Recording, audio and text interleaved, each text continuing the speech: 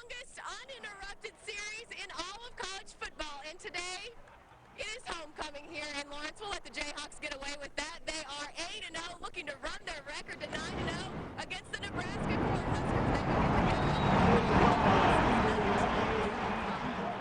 Kickoff is coming up next here on FSN. Pride, adversity, history. Today, the Nebraska Cornhuskers, their backs to the wall, face a foe they haven't seen in 98 years. An undefeated Kansas Jayhawk juggernaut. Not since 1909 have the Jayhawks been 8-0, 8th ranked in the BCS and sit atop the Big 12 North. Touchdown, Kansas! Is Kansas the best-kept secret in the country? Find out what makes these Jayhawks fly. Oh, my goodness. Nebraska at 8th ranked Kansas, next on FSN.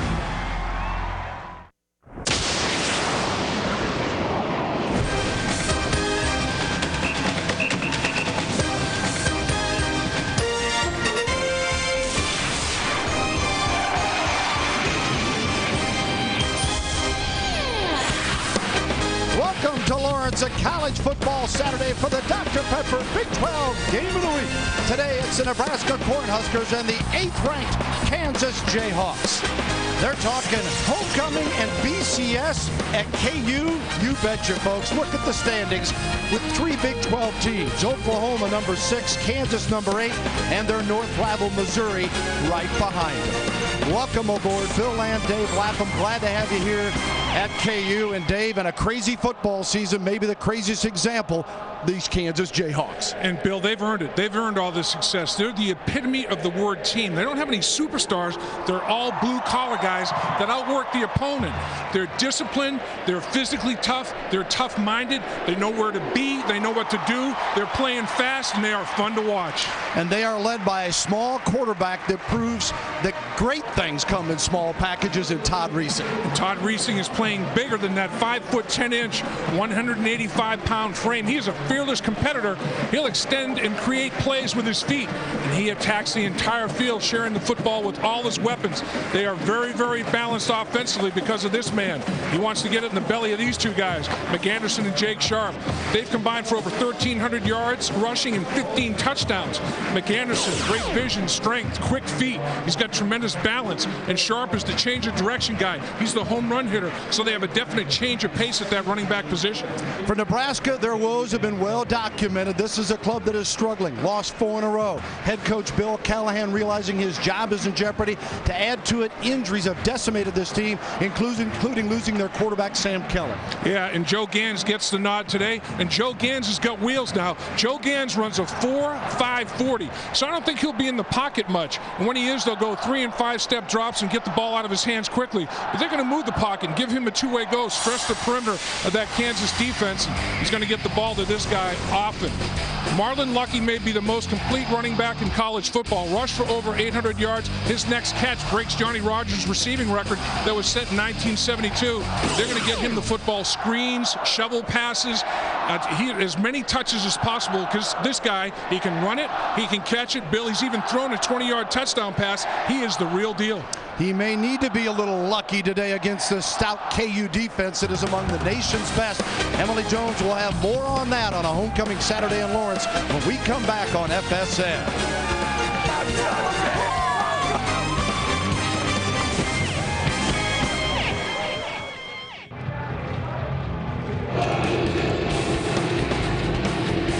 Welcome back to homecoming in Lawrence, everybody. A beautiful day for football, and a jam-packed crowd is ready for some football here in Lawrence, Kansas. It is homecoming today, and the Jayhawks are ranked for the first time in a long time, and also 8-0 for the first time in darn near a century.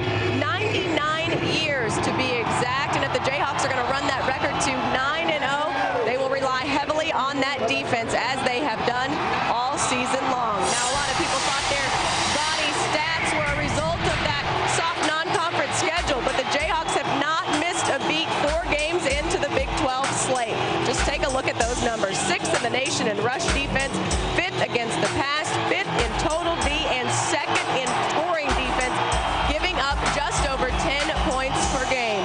Kansas has pitched in the first half this season, and 2 of those have come in the last 2 weeks against A&M and Colorado. They'll go for 3 in a row today. A picture-perfect day for football here in Lawrence. We've got the kickoff when we come back. Welcome back to Lawrence, Kansas. Memorial Stadium on the campus of University of Kansas at Cavisto Field. Bill Land, Dave Lapham, Emily Jones with you. And a sold-out full house, 50,000 plus here today for the 8th-ranked Kansas Jayhawks to face the Nebraska Cornhuskers in Big 12 football action. And this should be a fun one here, as the roles have been reversed. If you take a look at tradition, it was Nebraska that has dominated this series. Last year they won in a double overtime. KU won the previous year here. The tide had started to turn then, as it turns out, and it's Kansas that comes in unbeaten, and Bill Callahan playing for his coaching life at 26-21 in his 4th year as the head coach at Nebraska. After a year ago going 9-5, Big 12 North champs, and losing in the Big 12 championship game, it has been a somewhat disastrous turnaround. Mark Mangino, the opposite. Last year they went 6-6, 3-5 in the North. They lost 4 games that basically, if you turned around one play, they could have had 10 wins. This year, it's all going right for the Hawks, and they are unbeaten. Well, Bill, they learned to finish. You know, and you finished football games last year, you are 10-2 and potentially going to a big bowl. This year, 8-0. And, you know, not only have they won 8 games, they've won 11 of their last 12. I mean, they're a good football team, and they're playing very sound, fundamentally sound football, and people really respect them. Kicking off, Adi Kunalik, a 6-foot, 175-pounder out of Fort Worth, Texas. Herford and McAnderson are deep, and this one will be downed, and KU will get it 1st and 10 on the 20-yard line. So the Jayhawks, they come in averaging 42.5 points a game, and the Jayhawks, with Herford downing that kick, will send out their sophomore quarterback Todd Reesing to lead the way. And this kid has really been phenomenal, as Reesing has thrown for 17 touchdowns and just 4 interceptions. Liberty Mutual with our starting lineups here, and we'll have a chance to follow up on this offensive line that has been sound, led by Anthony Collins, and the dual running back combination of Sharp and McAnderson that almost have identical numbers, although very different styles. 1st and 10 from the 20, and McAnderson pushes forward for a couple against the University of Nebraska defense. The Huskers, their woes have really been on the defensive side of things, as they're allowing 31 points a game, and their run defense is last in the nation, allowing 242 yards a contest. Zach Potter, one of those up front. Their linebacking core has been decimated by injuries. Octavian, McEwen, and Workman get the start today, and you take a look at the rest of the starting 11. 2nd and 9 for Kansas here on their opening possession. McAnderson, not going down easy, but stopped at the 24-yard line.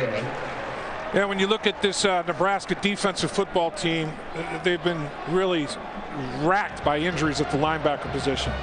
Bo Rude, Blake Lawrence, the number 1 and number 2 strong side linebackers, neither one traveled today to Lawrence, Kansas. So it really puts a real damper on things as you're trying to figure out a way to stop the running game. Henry and Fields wide to the right on a throwing situation. 3rd and 6. Reesing rolling out and incomplete. Just off the fingertips of Derek Fine, the senior from Sallisaw, Oklahoma. Murillo was covering for Nebraska in the secondary. That Husker defense survives the first test. Well, what they wanted to do, Bill, was quiet the Kansas crowd. And the best way to quiet them is to make the Kansas offense, the explosive Jayhawk offense, go 1, 2, 3 and out. Courtney Grixby is the deep man, as the punter Kyle Tucker is on for Kansas. He's averaging 38 plus a kick. Last week in the win at A&M, he averaged over 43. Got it. This one, they put the heat on and deflected. Nebraska staying away out near the 45-yard line, and it is Nebraska with great field position. Amukamara got the block. Prince Amukamara got a hand on it, and Nebraska their special teams has been a positive for them. Well, and they knew that they had to compete with Kansas, who they've returned 2 kickoffs for touchdowns, 2 punts for touchdowns. Only team in college football to do that. And Nebraska gets a short field. So Nebraska comes out 1, 2, 3 and out. They shut the Jayhawk offense down. And then in the kicking game, deflect the punt and get a short field. And that's a nice way to start if you're getting your first starter quarterback like Joe Gans is. Gans came on after Keller got hurt last week against Texas. Has time and completes it across the middle. And then the Kansas defense is all over swarming Sean Hill. James Holt leading the way. Liberty Mutual provides our starting lineups here for both sides, and we'll take a look at Nebraska and Joe Gans, the junior from Palos Heights, Illinois. He threw for a touchdown in his brief time in the Texas game. You see Lucky, who was a great dual performer. They've also got 3 receivers with 25-plus catches in Swift, Purify, and Nunn. Gans on the season now is 11 for 18, and in those 11 completions, he's thrown 4 touchdown passes. That's including this first play today. 2nd and 6 after that 4-yard pass. And Lucky is smothered near the 41-yard line. Jake Laptad. This is a Kansas defense that is truly too deep. They play a lot of folks, and they are all very solid. Their defense, again, Liberty Mutual providing the lineups, led up front by James McClinton, an All-American candidate. You're looking at Aqib Talib, who anchors their secondary, is also an outstanding receiver when needed. And they've got a couple of monsters at linebacker in Holt and Joe Mortensen. It is 3rd down and 5 on Nebraska's first possession, trying to take advantage of a short field after the block punt. The pitch out, Halu has the first down. He gets across the 36 to the 35 or 34-yard line, and Mike Rivera making the stop for Kansas. Well, there was a missed tackle by Thornton.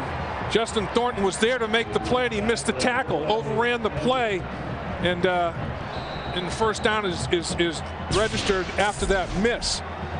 So the option was defended well, but in space, running back makes defender miss, move the chains for the Cornhuskers.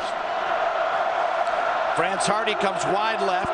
Halu is the lone back behind the quarterback Gans to throw it on first down. And he does complete it. And Nebraska fumbles the football, but he was down near the 20-yard line. The receiver, France Hardy, a senior out of Miami. Rivera with the hit. And speaking of turnovers, that's maybe the biggest difference between these two teams, Dave, is Kansas is -9 and Nebraska's +11. And another missed tackle. Kendrick Harper in space here misses a tackle. I mean, he's there to make the play and just misses, overshoots. Nice little move, a tight spin move right there by Hardy. But man, you got to make that tackle in space. That's 2 missed tackles out in space for Jayhawk defenders, which is rare. 1st and 10 here for the Huskers. The handoff, nothing doing this time. No gain that time for Halu, rather for Lucky, as Russell Borson makes the stop here. When you look at Kansas defensively, it is rare for them to miss tackles. They line up right, they hit the right gaps, they support properly, they don't make mistakes, and they're sure tacklers. And Mark Mangino's not happy with, on consecutive plays, having defenders in one-on-one situations whiffing on tackles. Opening possession for the Huskers, 10:38 to go first quarter. They stopped KU, got a hand on a punt, and operating with a short field, a 2nd and 10 right now.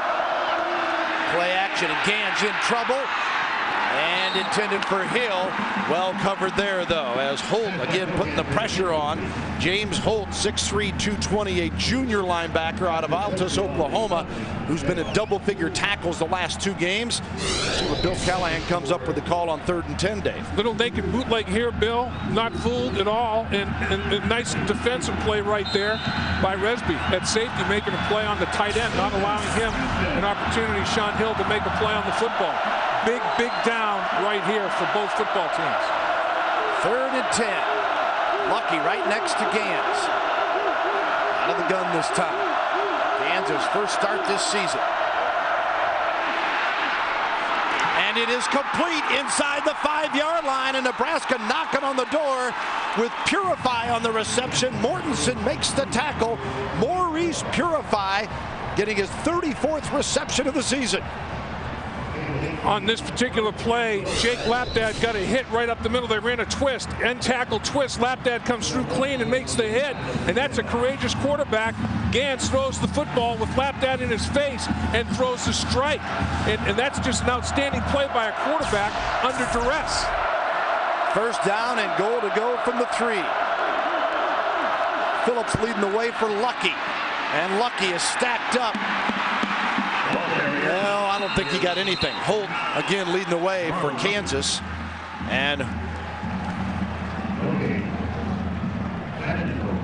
let's take a look again at Kansas defensively here, and our Prudential report will give you an idea of what the Hawks expect up to on the defensive end, is allowing just 10 points a game. And take a look at their red zone D. They don't let people in there very often. This is only the 14th time. This is the 9th football game that there's been a red zone penetration. And in 5 occasions, they've allowed no points. Let's see what happens on this 14th opportunity. Second and goal. Play action. Gans underthrowing, had an opportunity there, couldn't capitalize on it. Aqib Talib was covering. Yeah, Aqib Talib bit on the play fake, and he tried to reach and grab the receiver, but it was too late. And if the ball was thrown accurately, it's a touchdown for Nebraska. Talib, watch him on the edge here. He's fooled. He bites on it, and now it's too late for him to make a play on it. But Gans does not get the football out there accurately enough for it to be a very easy touchdown. Looking for Hunter Teofitiller, and it's now a 3rd and goal. Gans to throw it again. Got time now. He'll keep the football, and Gans dives in for the opening touchdown, Nebraska. That's what I talked about with Gans, creating plays with his feet, creating and extending plays. And Mark Mangino disappointed that Nebraska gets on the scoreboard first. His defense did a pretty good job in the red zone, but you have a quarterback that runs that 4.5 40, has the quick jackhammer feet, and he sees a little bit of a lane there, a little bit of a seam to take advantage of. Everybody's plastering Nebraska receivers. He said, I got to take this myself. That's pretty good explosiveness and athleticism out of a quarterback. Alex Henry, the kicker, hasn't missed this season and is still perfect. 27 of 27 for Henry. 6'2", 170 redshirt freshman out of Omaha. And then the Huskers strike first against 8th-ranked Kansas. Gans with the TD. Take a look at our Toyo Tires scoring drive as this Kansas crowd is stunned. 424 is all it took. A block punt keyed an 8-play, 46-yard drive. Our Toyo Tires scoring drive, and Nebraska on the board first. And now, after Gans TD, Adi Kunalik will kick it off again for the Nebraska Cornhuskers. Herford and McAnderson are deep. Herford, the best in the country, bring it on out. 15, got a block, the 20, 25, and knocked out of bounds near the 32-yard line by Major Colbert of Nebraska. Herford averaging 31 yards per kickoff return, tops in the country. He's taken 2 to the house already this season. Now let's take a look at our principal financial scouting report, first of all, for the Huskers. Well, what they want to do is quiet the crowd. You know, get rid of that 12th man, and they did. They stopped Kansas 1, 2, 3 and out, deflect a punt, and score a touchdown. They want to establish a running game. They got that going a little bit in red zone execution. They score a touchdown, their first red zone opportunity. Joe Gans keeping the play alive and taking it himself, so they accomplished 2 of their 3 goals immediately. Reesing comes out fire on 1st and 10 and completes it to Dexton Fields, a 200-pound junior, a 6-footer from Dallas. Zach Bowman makes the tackle. Now let's take a look at the Kansas side. Again, Principal Financial Group providing our scouting report. Well, they run it for 200 and throw it for 200, and they're balanced within the balance. They involve everybody. Handle success. They got a lot of attaboys this week. Attaboy, you're right. No. Sometimes handling success is tougher than handling with adversity, and they want to respect the football. They're plus 11. Nebraska's minus 9. They want that to continue in the turnover department. 2nd and 7. Reesing fires it to McAnderson. Breaks the tackle and more. 50. Cuts it back and across to inside the 30-yard line. Brandon McAnderson, known as B-Mac, and brought down by Steve Octavian, the will linebacker of the Huskers, and now it is Kansas knocking on the door. Well, McAnderson doesn't have the breakaway speed that Sharp does. Sharp may have taken this maybe to the house, but McAnderson has great vision. And that's a poor angle right there taken, and now he picks up blocks in the perimeter. Two poor angles by Nebraska. They underestimated the functional football speed of McAnderson. He doesn't lose speed in pads. He carries his pads big time. A 41-yard run, his longest of the season. Now they bring Jake Sharp back in, and he cuts it up for a few. A sophomore out of Salina, Kansas, and Kevin Dixon makes the tackle. Anderson, a 41-yard pickup. His previous best was 40 against A&M last weekend down in College Station. I think that was a forward pass, though, wasn't it? I think they may have ruled that a pass. But still, that's a big play. That's an explosive play. Anytime you generate a play over 20 yards, it goes down in the explosive category. I beg your pardon. His best receiving yardage was 38. And this time 41 on the reception. The pitch back to Reese. Flea flicker. And it is complete inside the 15-yard line as Briscoe makes the grab. Thought they might go deep, but they complete it, and Green makes the tackle. Well, if you fashion yourself to be a championship team, you have to answer. Nebraska gets on the board first. Kansas comes storming back. Big play to McAnderson, little flea flicker, get Nebraska playing on their heels defensively instead of their toes. Executed well. Great decision making by Reesing. Briscoe and Fields go wide left. 1st and 10 now. The 13-yard line of Nebraska. Only the second time that the opponent has scored first against Kansas this year as Nebraska jumped out early. K-State did it. KU came back to win that one. This ball is dropped at the 8-yard line. In fact, Bill, in 480 minutes of football coming into today's game, Kansas has played from behind only 20 minutes and 7 seconds. They have played with the lead all year long. Here's our Prudential Red Zone D. And Nebraska, they have certainly struggled in this area. You see worst in the Big 12. This is the 40th penetration into the red zone. People have been running up and down the field like a track meet against this Nebraska defense. Henry wide right. They look that way, Reesing does, then comes out, going in the end zone and tipped by two different players, one from each club. Bowman got a touch on it, and it falls to the field. Intended for Briscoe. Jake Sharp did a good job blocking to give Reesing an opportunity to get out of pocket and extend the play. Watch him right here, Sharp. A little chip, now pick him up. Again, nice block. Excellent effort. Tip football, as you described it, Bill, by Bowman. And the rerouted football gets on top of the receiver before he can react. Briscoe gets eaten up by the tip ball. Keep an eye on Kerry Meyer, the former quarterback and the backup, who is playing more and more as a wideout. Meyer, 10 receptions on the year. Reesing got him. Got Meyer, and a touchdown, Kansas. They answered. They did. Hit Meyer in the slot, ran a little post. Big answer. Kerry Meyer with a TD reception. Meyer this year has passed for 2. He has run for our TD, and now on the receiving end he scores. And that'll bring on Scott Webb for the PAT. He's at the top of the screen, runs a little post. Reesing's got his eyes glued on him. Kerry Meyer, 6'3", 220, overpowers people for the touchdown. And the point after is good. And a 13-yard TD pass sets up Scott Webb for the PAT. He is 40 of 40. And just like that, we're knotted at 7 here in Lawrence.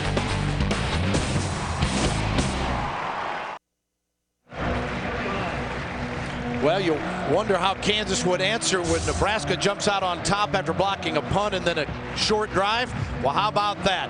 They take care of business, and Meyer gets the TD reception. You have a double slot. Meyer's going to run a post, and so is Dexton Fields. Right here, Asante, he starts to cheat and gets beaten on the inside post. Gets confused a little bit. But you have two skinny posts run right behind each other.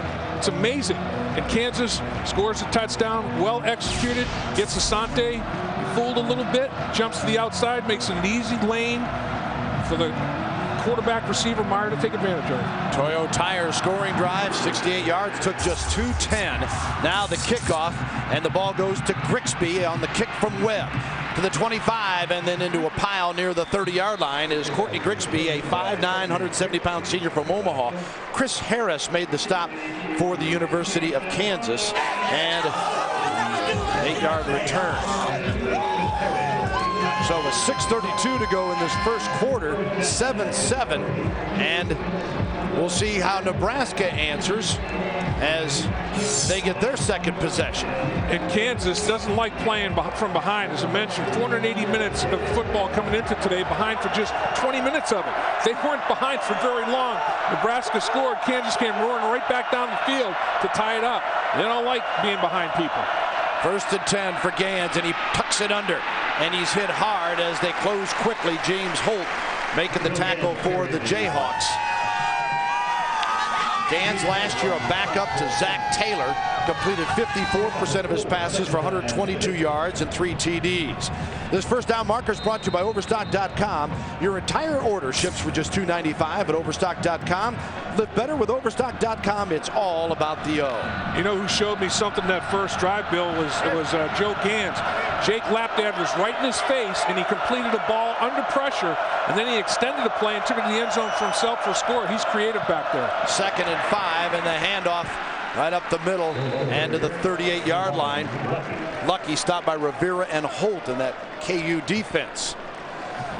Rivera's got some size to him. 6'3", 255-pound linebacker that's playing at that weak side position. That means he can run a little bit. And in Kansas, they all play their gaps beautifully.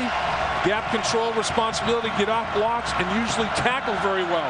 First possession for Nebraska, they missed some tackles in space. Kansas defense tops in the Big 12 in fewest points allowed at 10.2, and in total defense allowing just 263.9 per game in total yardage. Wow. Somebody forgot Lucky. He's at the 50, the 40, a foot race. Lucky will score as he stays in bounds, and Nebraska gets another 6. Yeah, that breaks Johnny Rogers' record set in 1972. His 56 catch goes to the house. How about that? Marlon Lucky, what a way to move into some special company as Harper missed the tackle, and Lucky gives Nebraska a 6-point lead pending the kick from Alex Henry. Harper was trying to recover, very uncharacteristic, a brain cramp. Big mistake in coverage for Kansas. Lucky's wide open. And the kick is good. Henry boots it straight through, and with 4:58 to go in the first quarter, Nebraska bounces right back. Gans has scored one, throws a TD pass as Lucky takes it all the way.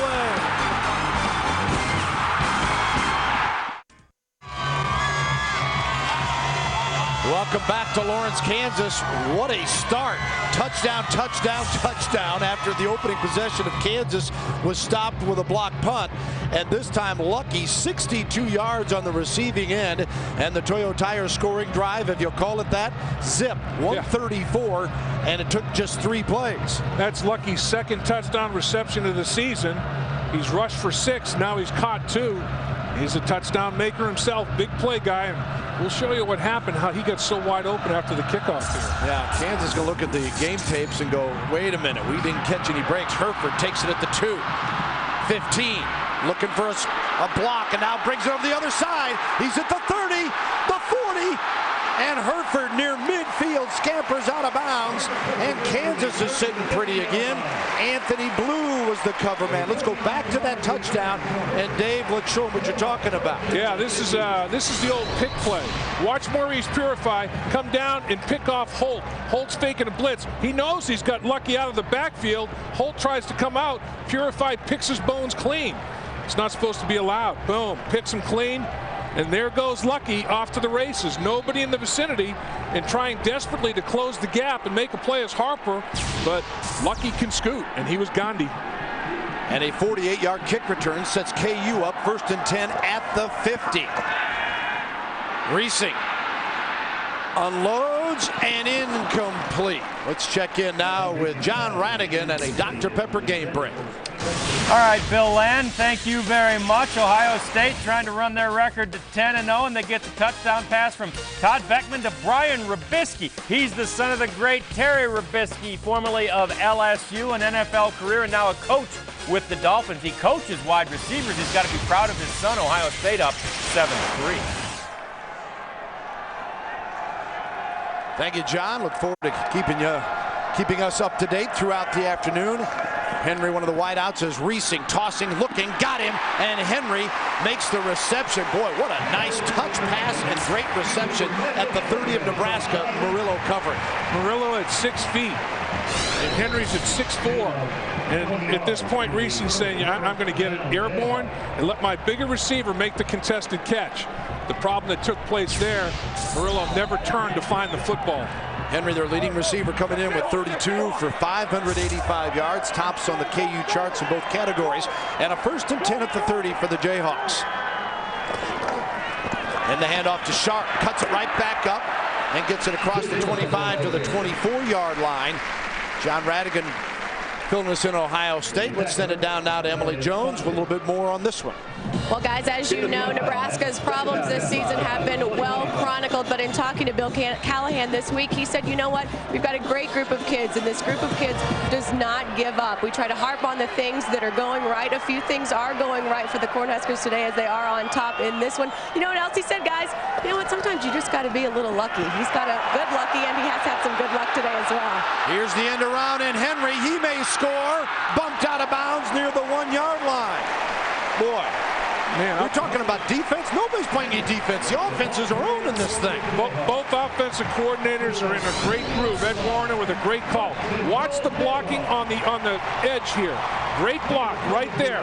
Gets it going down the football field. That was Fields blocking for his partner. And down the football field a little further, Brandon McAnderson trying to get it done. When you have a big play like that, usually something took place on the edge with the wide receivers in terms of blocking people in Fields. Tip of the cap to you on that one. 23-yard pickup. Henry wide to the right side here. Well, 1st and goal. McAnderson brought down from behind. Great pursuit that time by Steve Octavian, the senior from Naples, Florida. Leading tackler for Nebraska, coming in with 60 stops on the year. 9 tackles for loss coming in, make it 10. And that was at a very key, critical time inside the 5-yard line. 6 feet, 240 pounds. Coming downhill, a run blitz, taking a big body to the turf. Wide open. In the end zone, flag is thrown, ball incomplete as Murillo was covering on the play and intended for Henry again. You know, and why not go to the 6'4"-incher? You know, in the red zone, those big wide receivers just get it up like Reesing is and go for the contested catch, and that's pass interference, just locking them up. Pass interference. Defense. Foul occurred in the end zone. The ball will be placed on the 2-yard line. 1st down. College football, it's at the 2-yard line, not the 1 like on Sundays. But you know it's not a bad play to make if you're beaten and you know you're beaten. Grab him. Don't let him make an easy play. And right there, grab the arms, make sure he doesn't catch. The worst thing is if you interfere like that and he catches the football, Murillo almost let that happen. You have to violently rake at those arms and don't even let it get his arms up in the air. Henry and Fields go wide to the right side. And a 1st and goal to go from the 2-yard line now. And the pitch. Easy. Touchdown, Kansas, as McAnderson strolls into the end zone. He gets his 10th rushing touchdown of the season, and KU comes right back, and it's 14-13 now. Amazing. This is like a tennis match. Who's going to hold serve, you know? And both of these teams have an answer for each other. And big play after big play. Is expecting a lower scoring football game than this, quite honestly, but boy, this has been an entertaining game. Webb with a point after attempt. It is good. So after Kansas being stopped on the first series of the game, it's been touchdown, touchdown, touchdown, touchdown. Amazing. And once again, blocking, options run. Nobody has the pitch man. Look at the blocking in the end zone. I mean, that's just locking people out. Nice job, Dexton Fields. You had a heck of a series blocking. Look at him just lock him up. Wouldn't even let him come out of the end zone. He just said, Grigsby, you're frozen 3 yards deep in the end zone. Man, Dexton Fields, he's an honorary lineman. He's an honorary hog the way he's blocking on the edge. Boy, we had a day. You were talking earlier, Dave, about the record-setting catch by Lucky, joining the company of Johnny Rodgers, and Reesing on that touchdown pass to Kerry Meyer ties Bill Whittemore for the all-time single-season TD mark in Kansas history with 18 in a year. Bill Whittemore here in 2003, and Kerry Meyer also working his way into history as Meyer getting with a running touchdown as well as a receiving touchdown and a passing touchdown, and that hadn't happened since Garfield Taylor back in 1981. Man, it's been a day of football history here, and we're only in the first quarter. And I'll tell you, Reesing, 18 touchdowns, Bill, only 4 interceptions. 18 touchdowns, 4 picks. That ratio is huge. And the kickoff. Grigsby from about the 11 to the 20, 25, and upended and hit hard near the 30-yard line, just shy of that mark. Dakota Lewis with a stop for the Kansas Jayhawks. Whataburger with our leaders for this week here, and we'll take a look. Teams with 2 600-yard rushers, well, you're looking at one of them here. Arkansas, of course, with their duo. West Virginia, everybody's heard about them. People are starting to hear about KU now. No doubt about it. And the amazing thing is, we're talking about balance within the balance, Bill. Coming into today's game, McAnderson had 102 carries, Sharp had 105. And McAnderson's got a few more carries than Sharp today, so it's almost 50-50 balance in terms of distributing the ball to those 2 outstanding backs. They average 6.3 per carry across the middle. This one deflected as Gans trying to light him up. Joe Mortensen got a hand on it. He's disappointed he didn't hold on to it. He thought he had an interception there, trying to get the ball to Swift. Here's a note for you. KU has trailed 5 times all season, and each of the last 4 times responded with a score to tie or go ahead on the next possession. And they've done so today. Nice little pivot route run by Swift, but once again, Joe Mortensen taking a disciplined drop in defensive coordinators Bill Young's scheme. They know where to be, what to do. Lucky, the tailback on a 2nd and 10. Gans rolls out for Nebraska. We're even at 14. Incomplete near the 47-yard line of Kansas. Justin Thornton, a sophomore DB, breaking it up. He is out of St. Joe, Missouri Central High School. Got 3 picks this season. And this is where Nebraska does not want to be. They don't want to be in 3rd and long against Bill Young, because Bill Young runs that nickel defense where he can give you multiple pressure looks. He's got 3 down linemen, and just about anybody can blitz. And right now, Joe Gans trying to get a pre-snap recognition. Who's going to come? Because they all could. 3rd and 10. Nebraska. Purify, the intended receiver, and Nebraska will have to punt it for the first time today. Harper covering on the play, and they're talking a lot about Kendrick Harper. He's a junior out of Georgia who's finally starting to get healthy. Had a wrist injury early on and came back in October, and Harper is a guy that they're really excited about his play out of Butler County Community College down the road here in Kansas. And Bill, he's 5'9". That's what a lot of people are concerned about, but he's a $190. If he were 6'1", he'd weigh about 210. I mean, he's a good-sized cornerback, and he's not afraid of anything. This kid is a fearless football player. He will strike you. Titchener, who's averaging 41.5 per kick, gets off a clean one, and it is taken at the 35-yard line. Anthony Webb, and Webb is brought down at the 38-yard line, but Kansas still getting very good field position, and Bo Davis making the stop. Let's send it down to Emily Jones. Well, guys, we are pleased today to be a part of the broadcast of the American Forces Network, broadcasting in 177 countries around the world, serving our armed forces as well as ships across the sea, and we're very happy to have them with us. And just an example of some of the countries we are being seen in: Germany, Italy, South Korea, and Japan. Guys and gals, we are so glad you are with us. Please be safe, and thanks so much for all you do. And God bless each and every one of you. And Emily's playing injured today. Emily's playing hurt today, Bill. Emily's my heroine. Yeah, she's refusing to go on the injured reserve list today. So That's tip right. of the cap to Emily as well, and certainly echo her thoughts to all of our servicemen and women across the world. Allen making the tackle on that play, and now KU coming up with a 2nd down and 9. First quarter at 2:21 and ticking. and we're tied at 14 in just an incredible fast start here in Lawrence. The reason we're able to enjoy this football game today in this country that we have is because you armed forces out there, and we thank you. Sharp, they fake it to him. Reesing tosses it and complete, and a first down across the 50 as Fine making the reception. Derek Fine had 3 grabs for 32 yards in the win against A&M, and he scored 3 times this year. Watch this misdirection. Everybody's going here, little naked bootleg, lob the ball to Fine, athletic play. Man, how'd you like to be a linebacker there? Everything's going one direction. An athletic, quick-footed quarterback comes out the other way with his tight end, naked bootleg, get it to Fine. Great conception, great execution. 1st and 10, and again, complete. Herford bumps into the receiver trying to make a block, and Jones makes the tackle. Yeah, that was just an outstanding defensive play. Yeah, they busted it up as Dexton Fields the receiver. Well, watch, this is a great defensive effort because he breaks the blocker down and takes the blocker right back into his running back. I mean, that's just a physical effort out there by Jones. It's like, you're not going to get after me, Herford. I'm under your pads, and I'm going to knock you back into your receiver who's trying to make the play, and he blew up Fields. 2nd and 11 for Reesing and crew as he rolls out. Throws it downfield and right on the spot.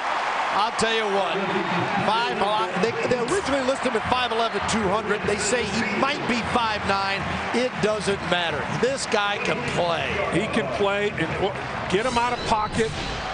Watch him get out of pocket, and he's going to check out his receiver down the football field. And watch here's where he's going. He's going down the field deeper into double coverage, lays it between the safety and corner. Nice job getting out of pocket, allowing him to have vision to see Fields down the football field. And Dexton Fields picks up 25 yards on that reception. Another first down. This time they're going for 6, and they got it. Sharp in the end zone. Touchdown, Jayhawks. With a minute to go in the first quarter, Kansas is on the board again. McAnderson, a nice block to help set that play up. And a matchup that you want to have, because you have running back on linebacker, and if you got Octavian trying to cover Sharp out of the backfield, that's a mismatch. And you're going to run right by a 6'1", 240-pounder. There's no way. Sharp is a track athlete in high school. That's a mismatch. Kansas capitalized. And the point after is good by Webb, and Kansas takes the lead for the first time today as Kansas with Jake Sharp on the 26-yard pass reception from Reesing. And the key is nobody is impeding the vision of quarterback Reesing. He has a clear line of vision. He sees Sharp matched up with Octavian. He starts to drool and lays it out there. Sharp was a great dual athlete in high school, running back and a track and field guy. He was 2005 Player of the Year in the state of Kansas. He can scoot. And a big day for Reesing. Back down to Emily Jones. Well, guys, we talked to Ed Warner, the offensive coordinator for Kansas, about Todd Reesing, and he said, you know what, no one told him, I don't think, that he's 5'9", 180. And we all said, really, he's 5'9", 180? He goes, you know what, I'll give him 5'10", 185. He may be small, but he plays awfully big. He sure does. You know that old saying, it's not the size of the dog in the fight, it's the size of the fight in the dog. And that young man, Todd Reesing, is a competitive, can-do guy. If you tell Reesing, nah, you're too small, you can't do it, he's got a chip on his shoulder about as big as a 2x4. That's a big old chip. And he's playing with a little attitude. And he's saying, I'm proving people wrong.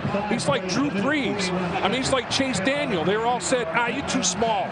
All these guys do is compete and succeed. And they, too, were Texas high school quarterbacks. Reesing, the Texas 4A Player of the Year at Lake Travis in Austin. Nobody down there wanted him. Grigsby on the return. 30, 35, and Nebraska saying, all right, I guess it's our turn to come back now as they get a good return, and Springer makes the stop. Justin Springer here for the Kansas Jayhawks, and now the Huskers will have it 1st and 10 at the 37-yard line. Bill, I think instead of this is a track meet, but there's not a baton, there's a football. And they're passing off the football instead of the baton. I mean, this is literally a track meet. Both offenses have a heck of a game plan, and they're getting mismatches. Football's all about getting favorable matchups. And right now, the offenses are creating all the favorable matchups. Lawson and Lucky in the backfield as Gans hands it off to Lucky. Lucky cannot break it here. Mortensen makes the tackle. We're inside the final minute of the first quarter here at Kansas. And this is the first lead that Kansas has had today. They've come from behind to tie it twice. They take a lead, so the defense responding to the offense, saying, hey, you know what, you hang 21 points on the board in the first quarter. All right, we're gonna buckle down and get after it here. We're a little embarrassed by allowing Nebraska to jump on us for 14. Well, maybe the final play coming up in the quarter, 298 yards of offense, 182 for KU, 116 for Nebraska as we get ready to wrap up this first quarter here in Lawrence. And Gans wants to throw it and does, but it goes out of bounds, stops the clock with 7 seconds. Terrence Nunn, the intended receiver. And Mortensen got a hit on Gans, and those hits will accumulate. Mortensen came on the blitz up the gut and got he was a free runner at quarterback Gans. Gans is courageous now. He stays in that pocket till the last minute, delivers it. And most popular guy in the football team, not just because he's a backup quarterback, but because he's a really good guy. And they rally around Gans. And Mortensen, who initially said he was going to go to Nebraska, and changed his mind when Frank Solis said, you know, I'm no longer the Nebraska head coach. And here he is at Kansas having a great career right here. Gans 4 of 10 for 90+ yards, and this one dropped across the middle. Wide open receiver Nate, sure-handed, the junior out of Hutchinson, Minnesota.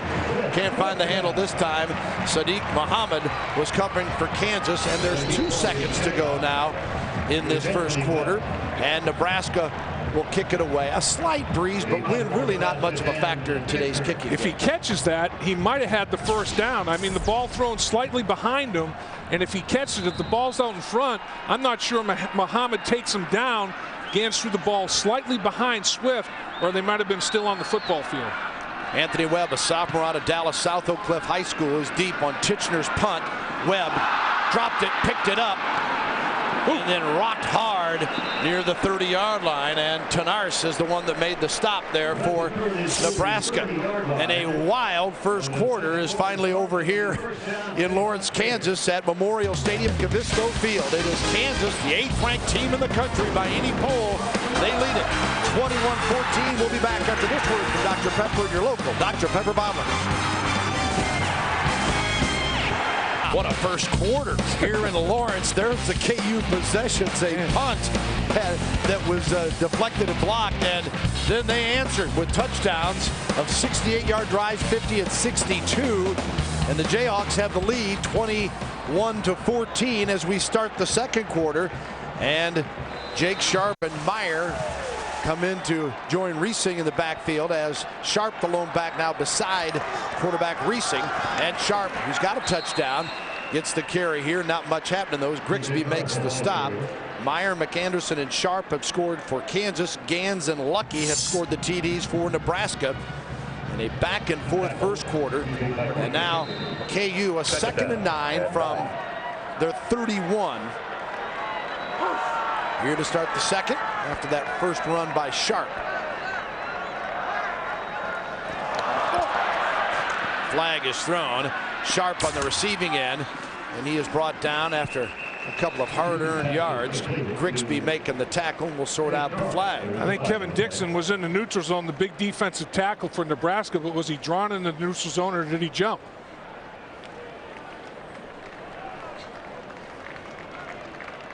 Offside defense. Number 91. It'll be a 5-yard penalty. 2nd down. 91. I thought it was 97. There is no 91. It was 97. It was Dixon. It was Dixon, yeah. And he jumped in the neutral zone. Here he is right here. He's going to, a little early. Center snap in the football. Good job. Got him for a free 5. Dixon's glad that the ref gave the wrong number. Yeah. 2nd down and 4, ball on the 36. McAnderson in the backfield now. Reesing, quick out, and he completes it, and it's out of bounds near the 43-yard line to Marcus Henry. And here's John Radigan with another Dr. Pepper game break. Bill Lynn, thank you. Georgia coach Mark Richt says Troy's a game you really wish wasn't on the schedule, to be honest, but Georgia, fresh off their victory over Florida, gets this run from Noshawn Moreno. Check him out as he waits for the block and then breaks the final tackle, 80 yards for a touchdown. Georgia up on top of the score right now, Bill.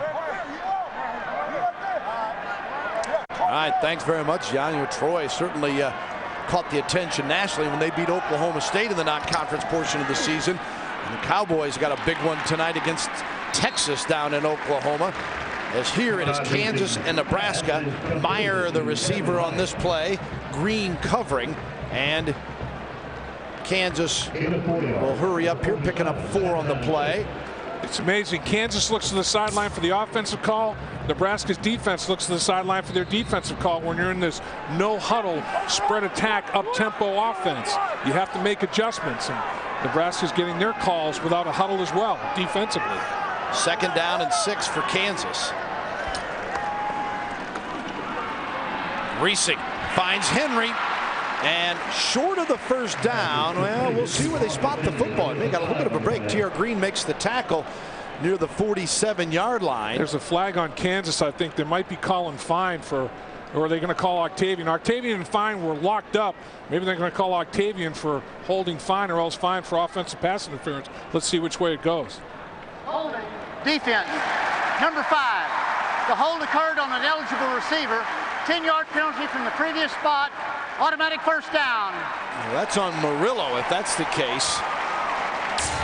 Armando Murillo, a junior out of Tampa, Florida, came in with 7 breakups and 50 tackles. And Murillo's saying, that's on me? What? I thought Octavian and Fine looked like they were messing around to me, and Octavian's wearing 15. So I'm not sure who the call was on, but nonetheless, it's a fresh set of downs for the Rock Chalk Jayhawks. 1st and 10 for the Jayhawks. 13-10 second quarter remaining. Jayhawks up 7, and they are at the 43 now of Nebraska. And Reesing out of the shotgun. Nearly picked off as they were bringing the receiver Briscoe back in toward the field of play, and he couldn't quite come up with it. Well, they were trying to run that little alley screen, and Nebraska's pressure was extreme on Reesing.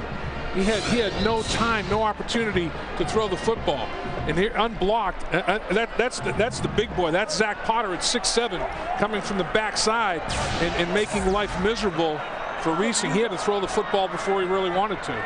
2nd and 10 for Kansas.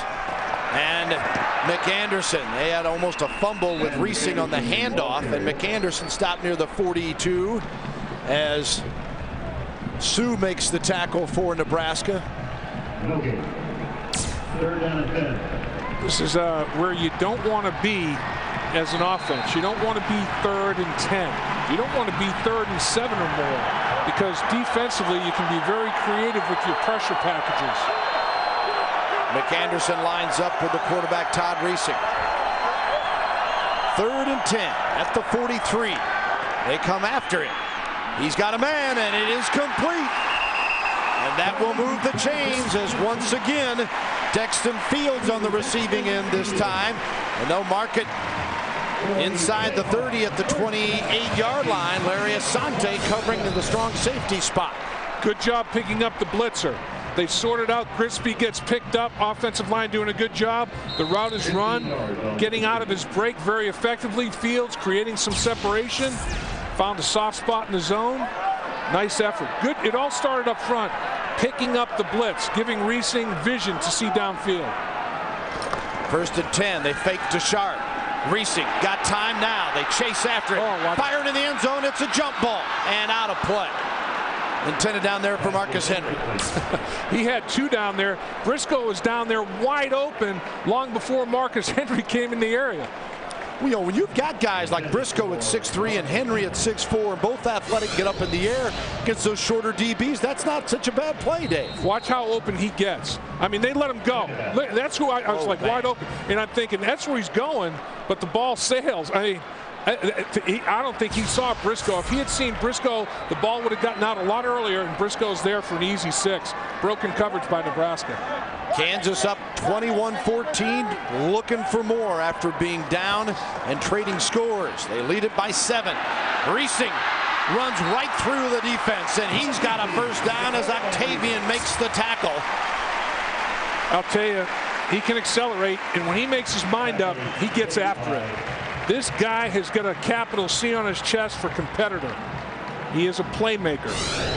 And Reesing is an outstanding college quarterback. Makes his mind up right now. Plant the foot in the turf and get upfield. Get as much as you can before Octavian takes you down. McAnderson in the backfield now after Reesing. 11-yard pickup. Reesing has run for 193 yards and 1 TD this year. He's thrown for 2 today. In trouble here, scrambling. Gets it off, and it is complete at the 10-yard line. I don't know how he found his man, Derek Fine. Fine makes a good, tough catch and a positive out of what could have been a big loss. Well, that's what we talked about at the top of the broadcast, how Todd Reesing creates and extends plays with his feet. And here's a great example of it. He beats the pressure, gets to the outside, throws back across his body. He's got some riverboat gambler in him because that could have gone the other way. Murillo could have stepped in front of the receiver and gone the other way, but Fine, with the bigger body, fought him for the football and won the contested catch. That's what helped Reesing get this job when he came on last year when Meyer had gotten hurt. And now McAnderson, another TD for Kansas as Brandon McAnderson takes in his second score of the day, and Kansas now up 27-14. And I'll tell you the guy that should take a big tip of the cap. Watch Rodriguez. Watch the big tackle. Stay with your block. Stay with it. Stay with it. Pancake. Finished the block. And nice job on the edge. But Rodriguez finished his block, and McAnderson got around the corner, and then he cut inside his wide receiver's block. Good job of finishing up front and on the edge. And Scott Webb, busy man here in the early going for his 4th PAT of the day, and it is good as Webb, the senior out of Tulsa Union High School, makes it 28-14, and Kansas now in control of this one after some back and forth moments early on. We're back on FSN in a moment.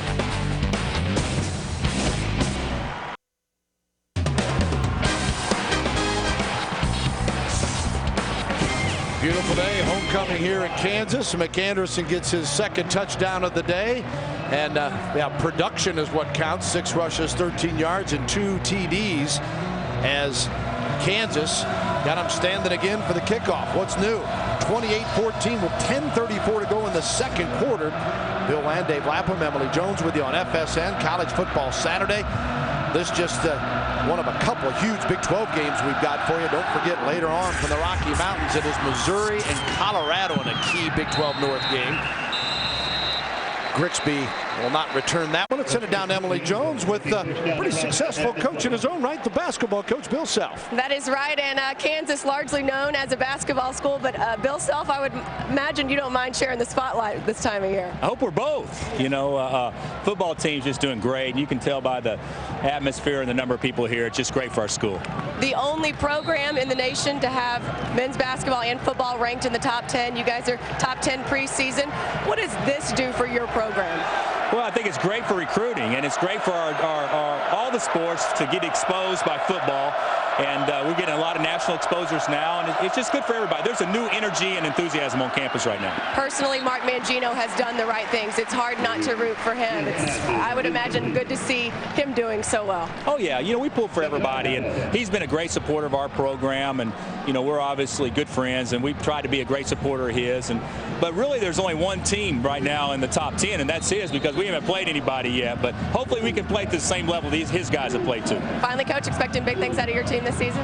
I think so. I think we're going to be good. I love our guys. We return most of them. Now we need to get healthy. We need Brandon to get healthy, but I think that'll happen. So it should be a fun year. All right, Coach Self, we do appreciate it. Guys, Kansas a football and basketball school right now. There you go, Emily. Yeah, thanks so much, Emily. Best of luck to Bill Self. Wow. Right across the slant. Purify trying to stay on its feet, and Purify stumbles, but not until he gets to the 20-yard line.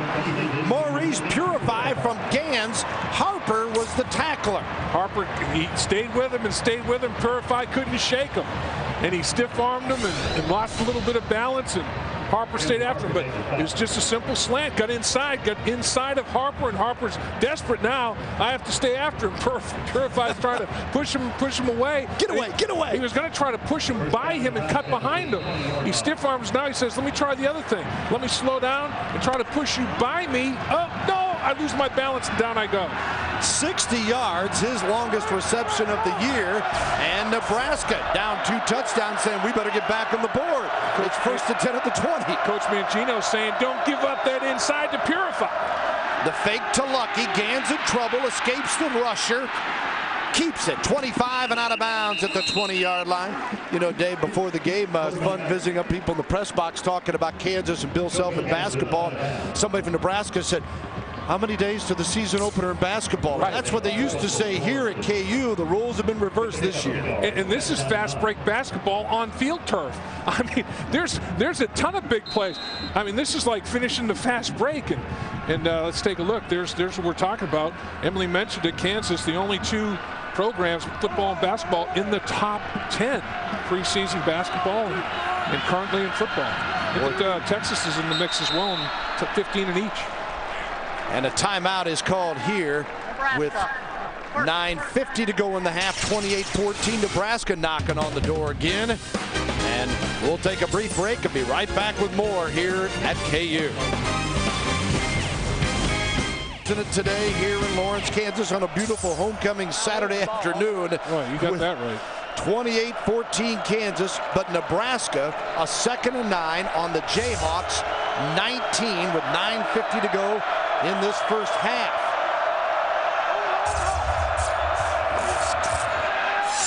They're going for 6 in the end zone, and it is caught, and a touchdown Purify. Gans, a beautiful pass. Talib beaten on the play, and Purify gets his 4th TD of the season. They went at Kansas's best. Talib, 6'2", 205-pound corner, does not get beaten often for 6. Purify is a stud, 6'4", 220 pounds. In the red zone, he is a weapon. Get it up, contested catch. He did a good job of getting his hands on Talib, where Talib could never leave the ground. Purify did, and controlled the football at its apex.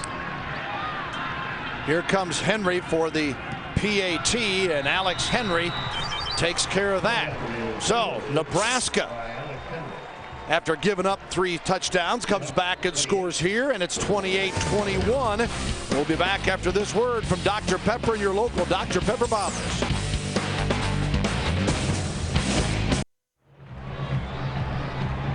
28-21, 8th-ranked Kansas leading Nebraska by a touchdown, and KU will get their hands on the football again as Adi Kudelik will kick it off, and Purify making the connection for 97-yard, capping off a 97-yard drive on a 19-yard TD reception, his 4th score of the year. And Nebraska now pulls back within a touchdown and will kick it off to Kansas with 9:44 to go in the first half still. Nebraska rallying around Joe Gans. He's playing well, and they're rallying around him. And it goes to Herford. 25-30, and Herford sheds a tackler. Comes right back into it, but still a great return. Brings it out just shy of the 40-yard line, where Todd Peterson makes the stop for Nebraska after 29-yard return. Here's the Kansas scoring looks today. Meyer, not quarterback. He's in the double slot. He runs the post, and he scores. Now you get the big boy, McAnderson, very easy on the option. Now you go over the top to his running mate, Sharp. Now you get Anderson back again on the ground. So Anderson's rushed for 2. Sharp has caught a touchdown pass. Meyer has caught a touchdown pass. Little balance, as always, in that Kansas offense. Meyer, the receiver here on this first down play, got a nice block and picks up some pretty good yardage as he gets across the 45 near midfield. Let's check in again with John Radigan and a Dr. Pepper game break. All right, Bill Land, thank you very much. Stay in the Big 12 for this one. Iowa State, K-State, and it's Alexander Robinson with a 2-yard touchdown run, his 2nd touchdown of the day. Iowa State looking for win number 2 in the Gene Chizik era. You never know. Iowa State, a team that's had just a really rough go under first-year head coach Gene Chizik, and trying to pull off the upset of the Wildcats. Here, Sharp gets the carry down to the 47 as McEwen makes the tackle. Well, Kansas, Dave, comes in here as one of 5 unbeaten teams in the country.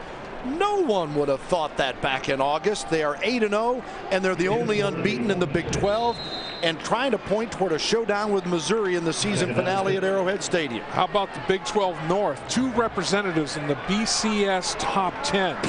Big 12 North has had some big wins amongst themselves, of course, competing, and then also in competition against the South. Missouri's big game tonight against Colorado on FSN later on. Here's Henry, and he takes it down to the 5-yard line. Oh, mama. What about the offenses? Andre Jones on the play. Reesing connects with Marcus Henry. And Reesing was phenomenal, stepping up in the pocket, avoiding the pressure. Reesing again creates and extends plays. Watch him step up, slide step up in the pocket, and get rid of the football. Perfect throw down the football field. Reesing has got it. It's hard to define, but when a guy has it, you know it. And Reesing knows it. He's got it. Kansas is approaching 300 yards of offense with 8:34 to go in the half, and another touchdown. Reesing throws a bullet, and Fields on the receiving end this time. Or Henry, I beg your pardon, Henry. Yeah, Henry made the reception on the post, and he just gets the inside release.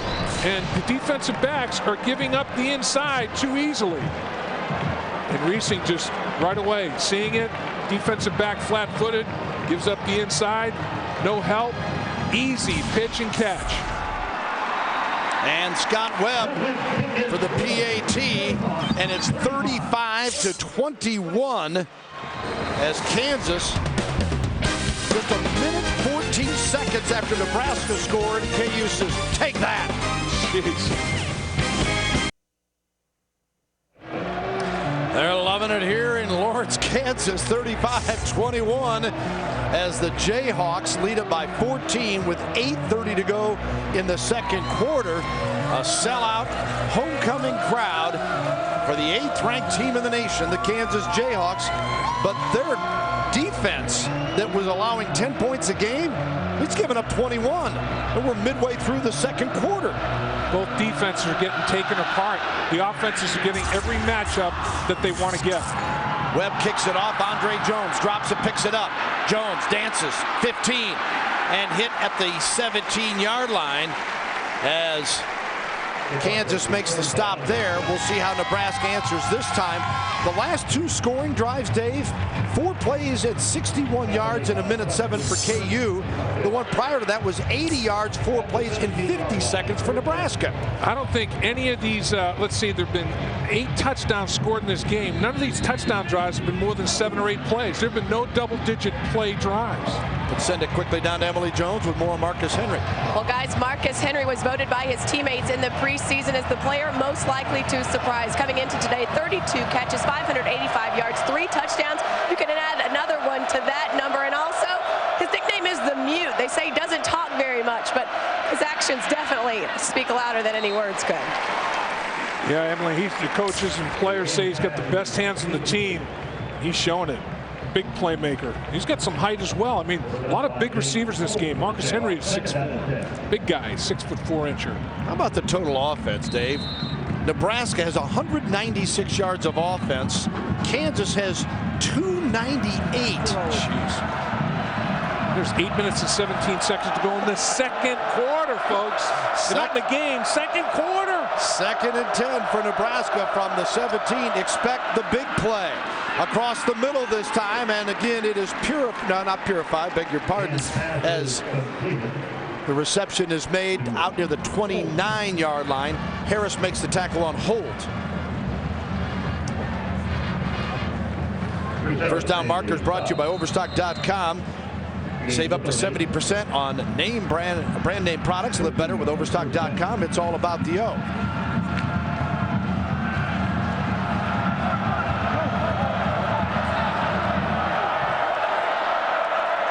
First and 10 at the 30 for the Huskers. How about this first start of the year for Joe Gans?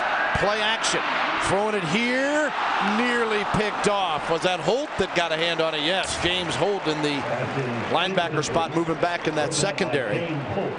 Oh, the pressure on Gans didn't allow him to transfer his weight and throw the football. He had to throw off his back foot. As you can see, his pocket collapses in the middle. And look, he has to throw falling away from the line of scrimmage. Can't transfer his weight and put any mustard on the throw. As a result, Holt, taking his linebacker drop, reroutes the football, falling harmlessly behind Talib, his partner at corner. Gans is 7 of 17 for 189 yards. He's thrown 2 TD passes. He's run for another. And it's 2nd and 10 for the Huskers at the 30. Out of the backfield, Lucky is tripped up here.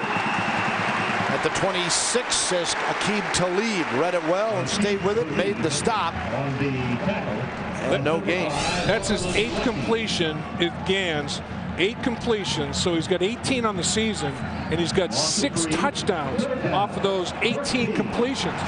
So every 3rd completion, he's getting a touchdown out of it. He had 10 completions, 4 touchdowns coming in. And now he's set up with a big 3rd down after a loss of 3 on that last play. 3rd and 13.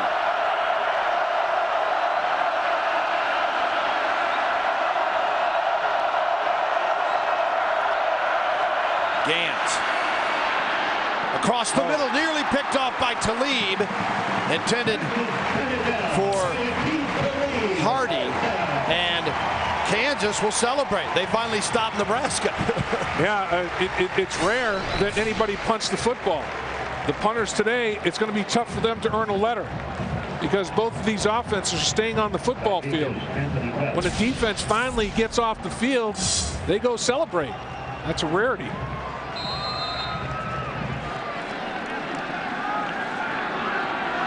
4th and 13, and here is Titchener for the punt. Anthony Webb, the deep man, at his own 33. Good clean kick. Webb makes the fair catch at the 38-yard line, and Kansas up 35-21 will get the ball there. Back down to Emily Jones.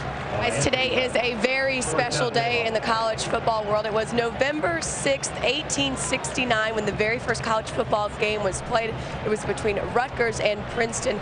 And the Cotton Bowl has teamed up with a number of organizations, including the Jimmy V Foundation for Cancer Research, to raise money for those efforts, support college football, and celebrate this game, celebrate this day, as it's close to the day that the first official game was played between Princeton and Rutgers. So we are excited to be a part of college football. This is the 4th annual event, the 4th annual day that will be held, and a very special day. You want to know what the score was in that game, guys? How about it? 6-4. Safe to say offenses have come a long way, including these two, huh? And we had that before the band took the field today, I think, is the way these two have been putting it up. And what a great day for college football it is here in Lawrence, with hardly any wind. Temperatures supposed to reach up near 60 today. And it's 2nd and 10 now for Kansas at the 38. And McAnderson toting it out near midfield, stopped at the 49-yard line by T.R. Green, a senior from Omaha. Finally, somebody gashed somebody in the running game a little bit. Both these teams just throwing the football all over the football field, but this time Kansas does a good job of creating a crease right up the middle for McAnderson to take advantage of. And how effective has the KU offense been? Well, they struggled to start. The 4 yards, the punt, and then 5 drives, 5 scores. And I don't think in those 5 drives they ran 40 plays. I think in those 5 drives they probably ran 32 plays, you know, for all those yards and scores. I mean, it has been quick strike for both these football teams. They had the one drive that McAnderson capped off, 10 plays for 70 yards. That was the first TD of the second quarter, made it 28-14, but everything else has been quick both ways. Mark Mangino got it going here offensively as they do get the first down. You saw the indication. It's on the 49. It's 1st and 10. Meyer is back in the lineup as a wideout, one of the trips on the left side. Now he sets up in the backfield. And a little option. And they toss Reesing to Meyer. And he is stopped near the 48 of Nebraska by Larry Asante. You mentioned, you talk about Meyer. He's playing more. Aqib Talib, who's played both ways, playing less on offense. Well, they're going to motion him a little bit and run the option with him. You know, I mean, you got two quarterbacks. You got both of them are athletes. That's part of the two quarterback package on the football field. You can run reverses, reverse passes, double pass, throwback pass, run the option pass. You can run all kinds of things. I mean, and right now, you know, you have a situation where Ed Warner, you know, he doesn't have to use them all, but they're all in the playbook. Reesing again drills his receiver. This one to Derek Fine, a senior out of Sallisaw, Oklahoma, on the Nebraska sideline, where Green makes the stop. Yeah, and Kerry Meyer last year threw for 1,193 yards and 13 touchdowns. So he's certainly and got beat out by Reesing in the spring, and Reesing showing you why he won the job. But don't take away from Meyer, who is an excellent player and an excellent quarterback, as well as now a wide receiver and running back and anything else they need. He's an athlete. This year he's 15 of 19. 15 out of 19 for 132 yards, 2 touchdowns, no interceptions. Third and less than a yard, and if Reesing keeps and forges ahead down to the 38, that'll move the chains for KU. As Todd Reesing. He throws Barry Turner. Ran the midline option and just ducked it right up inside of Barry Turner. Barry Turner didn't know, you know, whether to take the pitch, the quarterback, so ended up taking nothing. And he just turns right up inside of Barry Turner and picks up nice positive yards. You know, the left tackle, Anthony Collins, all the way over on the right side of the field, hustling downfield, trying to throw an extra block to spring his quarterback. That's good hustle from the big boy at 6'6", 310.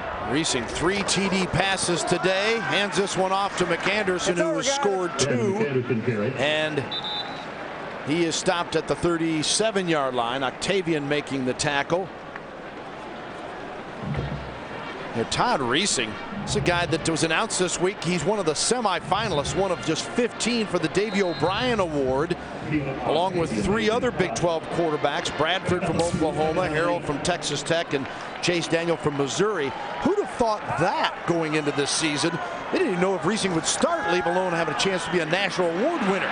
He finds Meyer. 30-25, danced on the boundary until he is forced out of bounds about the 23-yard line, where Ben Eisenhart makes the tackle. Once again, the Kansas wide receivers blocking so well. This time Briscoe and Fields on the perimeter, doing a great job. Watch when Meyer catches the football, Briscoe right there, Briscoe's block, down the football field right there, you see Fields block. I mean, that's outstanding. You know, you get edge play like that picks up extra yards, receivers blocking for their teammate. Everybody's unselfish. Meyer and Briscoe to the left. They hand it off to McAnderson. A truck could have made it through that time. What a line explosion up front by the big fellas, as McAnderson is brought down by Courtney Grigsby at the 11-yard line. Warren is in a rhythm right now. Ran the option, stretched the field horizontally, ran the wide receiver screen, stretched the field horizontally, then he pounds it right up the middle. So and now he's got the defense spread out and then hammers him right up the gut. And where do you go with it? Well, Kansas is averaging 8.1 per play on offense. And the pitch to McAnderson, the 5, and knocked out of bounds around the 3-yard line on a 1st and 10 that was at the 11, so they could get another first down without scoring. Murillo made the tackle. And really, Kansas trying to eat some clock on this drive and put points on the board to boot. But if they could hang 42 on Nebraska before the half, would be just incredible. Well, Nebraska has seen its defense riddled throughout this season, and they come in on a 4-game losing skid, all conference action. Fields and Henry go wide right on a 2nd and 2 at the 3.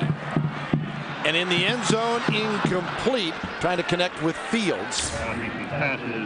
Nebraska coming off the loss to Texas 28-25. And Dave, we all kind of wondered, all right, what will they have left? Because they led that game going in the 4th quarter. It looked like they had a great game plan, and then it cratered a little bit, and Texas finally got to get it going. They come out strong here today, but they're in trouble right now. They did. I mean, they're going to be a little mentally fragile. A 4-game losing streak for the first time since 1961. That'll wear on you a little bit.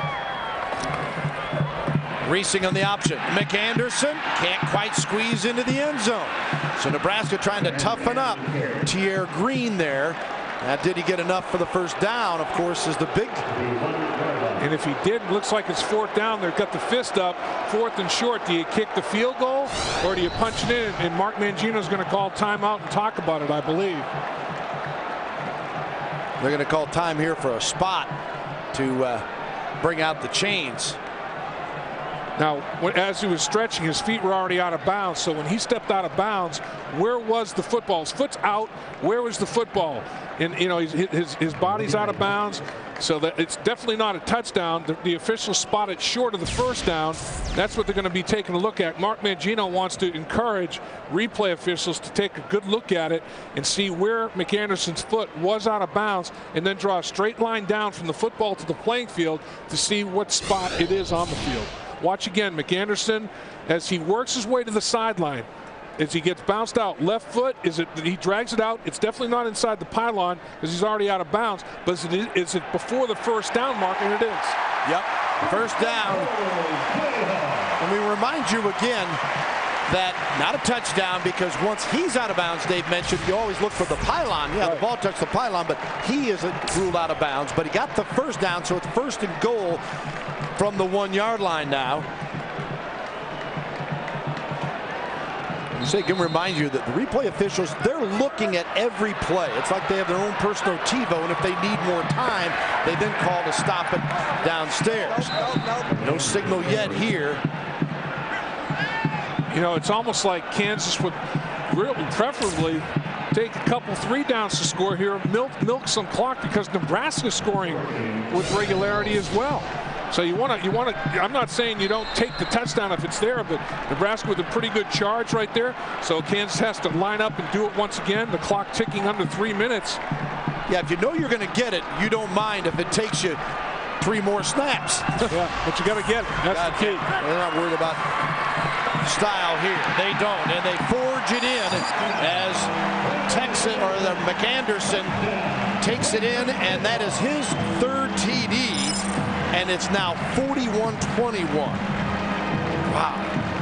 And this Kansas offense in high gear today, and a depleted Nebraska defense.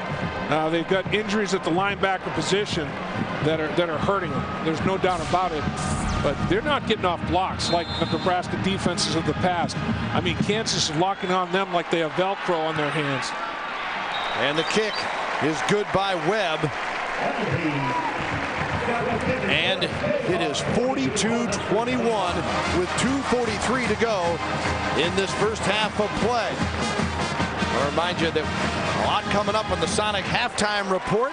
We'll have a chance to check in with John Radigan, Pat Jones, the coaches, Jackie Sherrill, Chris Sanders. Kansas State losing to Iowa State. We'll have some highlights of that, as well as the top 25 look with more scores. Highlights all on the Sonic halftime report from our FSN studios. Right here, the unbeaten Kansas Jayhawks have finally doubled up Nebraska 42-21. You know, Bill, a thing in this football game, there have been no turnovers that I can recall. So both teams have taken care of the football. And Nebraska, now in the last 17 quarters, have 1 takeaway. And that was on a zone blitz out of their big defensive end at 6'7". Zach Potter had an interception against Texas. In 17 quarters, they have a mere 1 takeaway. And when your defense is struggling, you have to have takeaways to get him off the football field. That guy's had a few takeaways, so somebody should take it away from him. That's what I was going to say. Enjoying homecoming. Looks like he's experienced a few of those here at KU. He's only a freshman. Yeah, Mom, Dad, send Neil money. Yeah. Marvin Lucky, the deep man, and he'll let it go. It'll become out as a touchback, 1st and 10 at the 20-yard line, as Nebraska, again, needing something here to give them a little momentum going into the locker room. Kansas, the most points in a half since scoring 49 on the first half against Toledo in 2004. You see the Huskers, 42 points allowed this half, and they're in danger if they have a 3 and out of giving KU a chance to better that mark.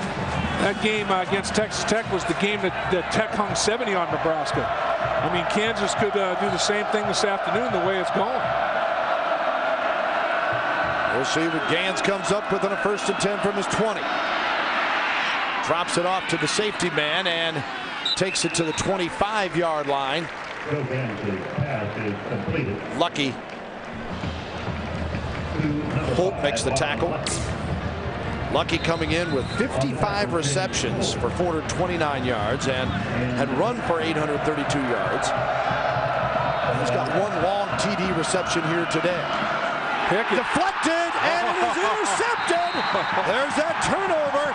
John Larson, the 250-pound senior. Larson comes up with a pick, and with 2:11 to go, KU will take over on the 19-yard line of Nebraska. That's the old turnover station that you go through. When a ball is airborne, when a defensive lineman gets his hands up and deflects it, and it's deflected in there by the big fella Blakesley, and then get after the football. Once Blakesley got it airborne, now it's fair game. It's there for anybody. And Larson finishes it. That's just outstanding effort right there. Larson's second interception of the year. Kansas 1st and 10 from the 19. Henry goes wide right. Reesing with 3 TD passes today. McAnderson with 3 scores. And they fake it to McAnderson, and Reesing in trouble. And he spins and is tackled hard near the 18-yard line. Picks up a yard. Zach Potter makes the tackle. Junior from Omaha, along with Zach Bowman, a senior out of Anchorage, Alaska. Yeah, that was the old high-low deal. Bowman went low, Potter went high. There's that turnover story for Nebraska coming in. And on the other side, Kansas is a plus 11, now plus 12. Right. First in the Big 12, third in the nation. And I think if there's one stat that really means something, that is it. No doubt. When you look at Kansas's overall numbers. Reesing to throw it here. Got time and complete to find the tight end. Under Mark Mangino, when they're plus in the turnover department, they're 6-0 this year, 16-8 overall. When they're even, they're 2-0 this year, 9-4 overall. When they're minus, they haven't had that this year, but they're 8-23 under Mark Mangino when they're minus.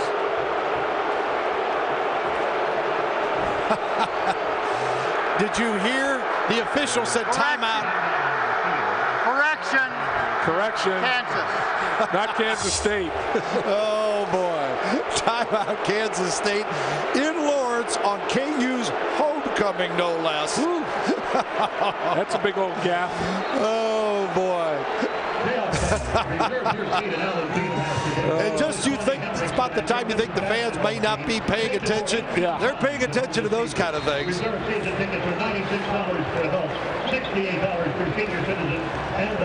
College football Saturday triple-header continues here on FSN. It's all presented by Kia Sarah.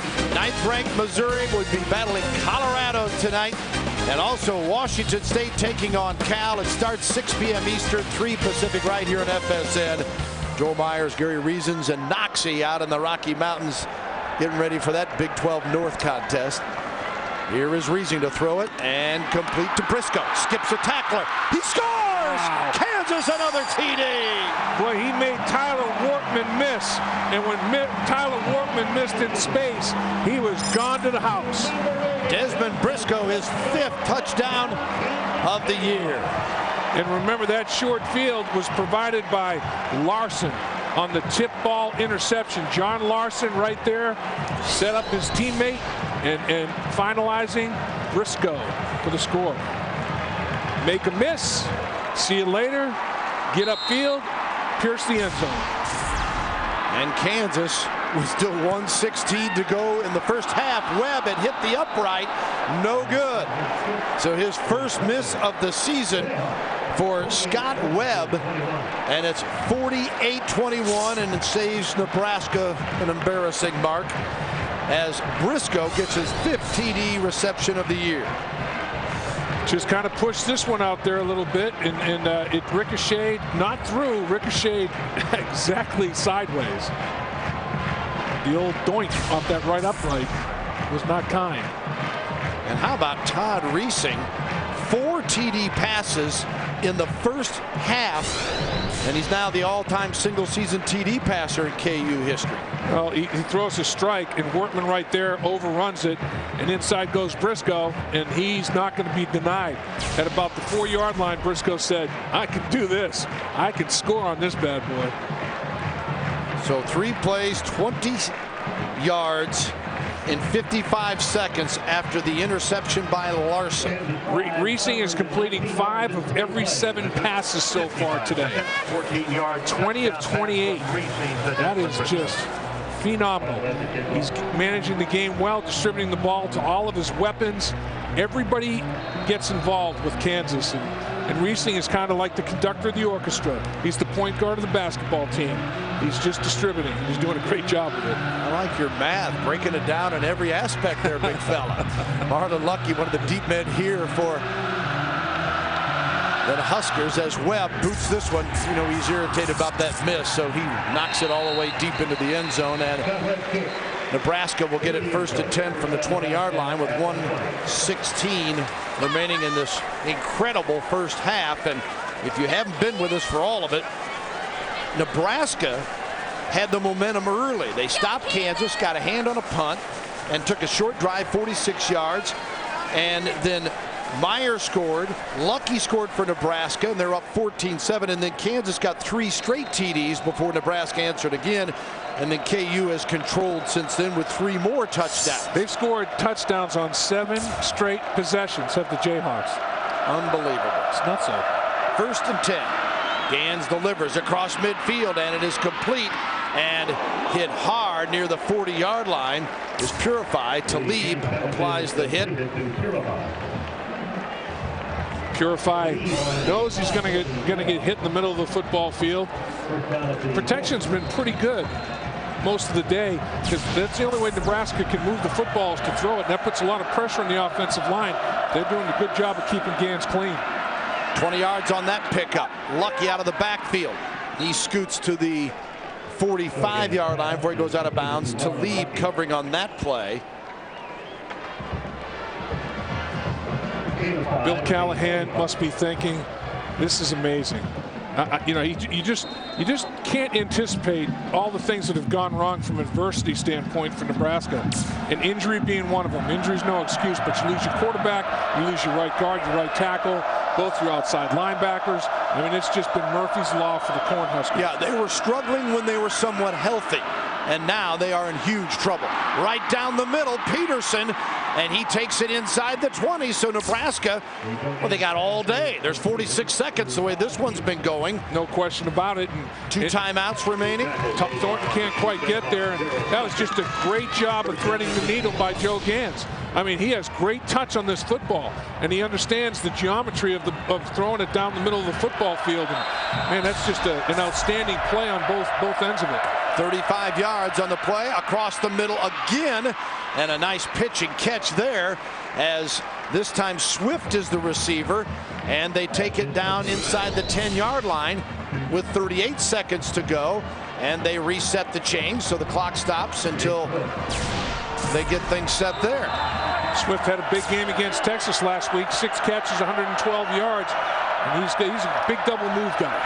Gans in trouble and pitches it out of the end zone. Stops the clock with 25 ticks to go. Pressure put on by Sadiq Muhammad. Yeah, Muhammad was clipping at his heels, trying to take him down low around his feet, and Gans's feet are too quick.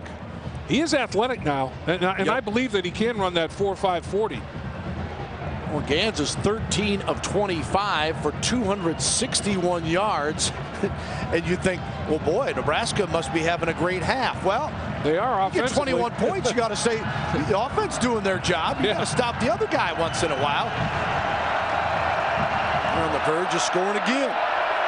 2nd and goal from the 10.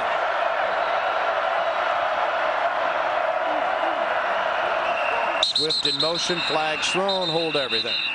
I think there was an early start by Nebraska. You don't want to take penalties in the red zone like they're about to, it looks like.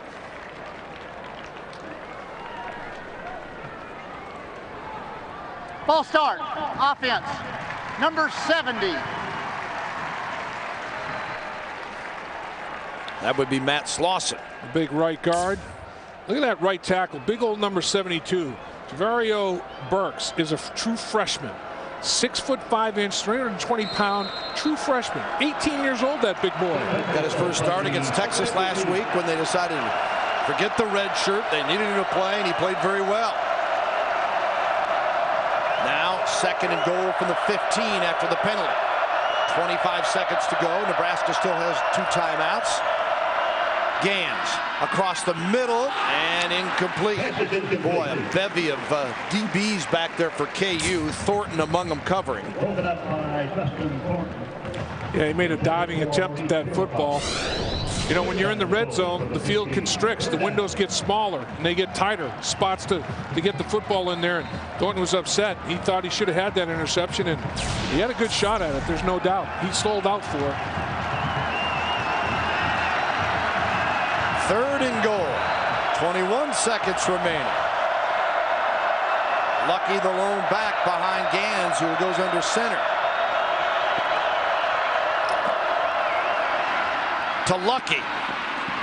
Out of bounds with 16 seconds to go. I want to make sure they can get the field goal team out there to get points out of this drive. That's exactly what they're going to do.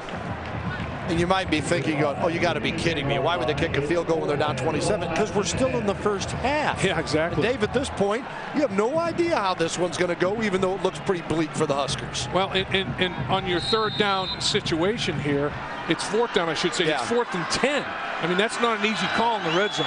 Henry, who's 6 of 6, sets up here at the 12 for a 22-yarder, and it is good. So cut the lead. It's exactly in half. They're halfway there.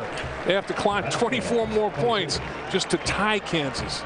I mean, that's an unbelievable first half when you hang 24 on the board and all the yards they have, but they're only halfway home. So Henry with the, let's say, 27-yard field goal, and now, as Dave mentioned, 48-24, and Kansas wouldn't dare score again, would they? This first half, Bill, is taking about 2 hours to play. Each quarter, it's been like 2 games. Each quarter ends up being its own little game. It's incredible. Yeah, are we in Lubbock? It's like it's a Texas Tech contest. Well, it is, because Kansas runs a spread offense. I mean, they're similar to Texas Tech, the way they go out there and run their offense. And Nebraska's fallen behind so far. They have to abandon their ground game and throw it just to stay in the game. I mean, both these football teams are going to be throwing it almost every single down, it looks like. Well, and I say, could Kansas score again? Well, they've returned 4 kicks for touchdowns. Yeah. 2 on the kickoff and 2 on the punt. And Herford, who is the top kickoff return man in the nation, is deep again. He stands at the 5-yard line. So I doubt if Nebraska, well, you never know. They'll squib it. I'm sure they'll probably keep it on the ground, yeah. As Kunalik now will do the honors from the 30, and boy, he kicked a line drive returnable. Right to him. Herford at the 12. And takes it out to the 38-yard line with 5 seconds to go. Ball is returned to the 38-yard line. And Kamek made the stop for Nebraska. You got an injured Nebraska Cornhusker working his way off the football field. It's not in great shape. Looks like Tanaris, yeah. So he's being helped off. A 27-yard return that time by Herford, as Mark Mangino's unbeaten Jayhawks will have 1 play, and looks like they'll just take a knee here with 5 seconds, and that is it. So, wow. Mark will be happy with his offense, but he will have a lot to say to his defense at halftime in that locker room. As an impressive offensive show, 48-24 Kansas. Let's send it down with Coach Mangino as our Emily Jones.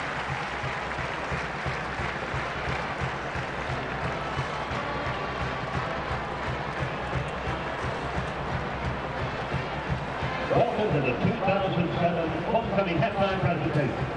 All right, I've got some problems with the mic. We apologize for those problems. And a Sonic halftime report is coming up as Kansas leads it here 48-24 at the break. Jayhawks over the Nebraska Cornhuskers in Big 12 football.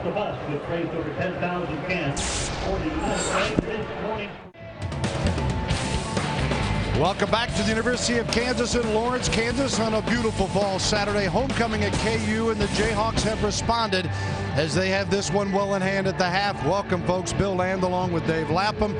And all kinds of offense to talk about. 665 yards of total offense as we take a look at our Polaris stats, Dave. It's incredible. It was a clinic, an offensive clinic. Not much of a defensive clinic in the first half. I'm going to take a look at our halftime statistics right here and see what we've got going for you.